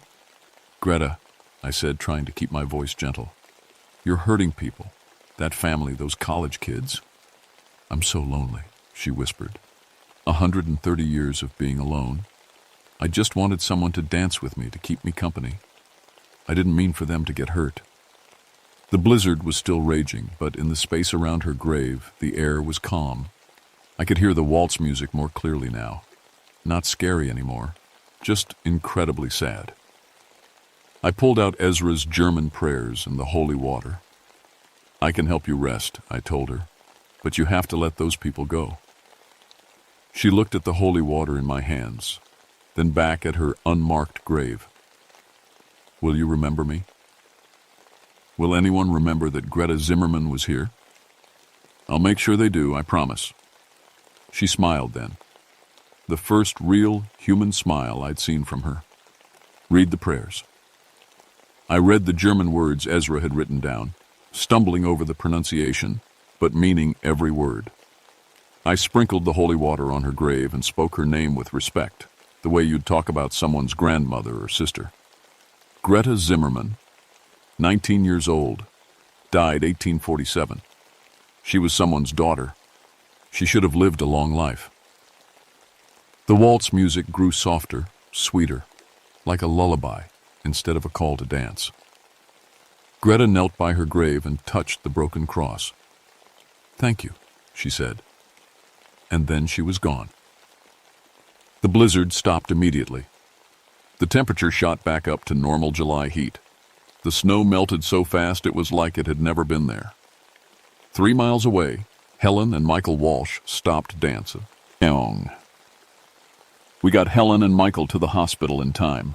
They recovered fully, though Helen still has nightmares about the music.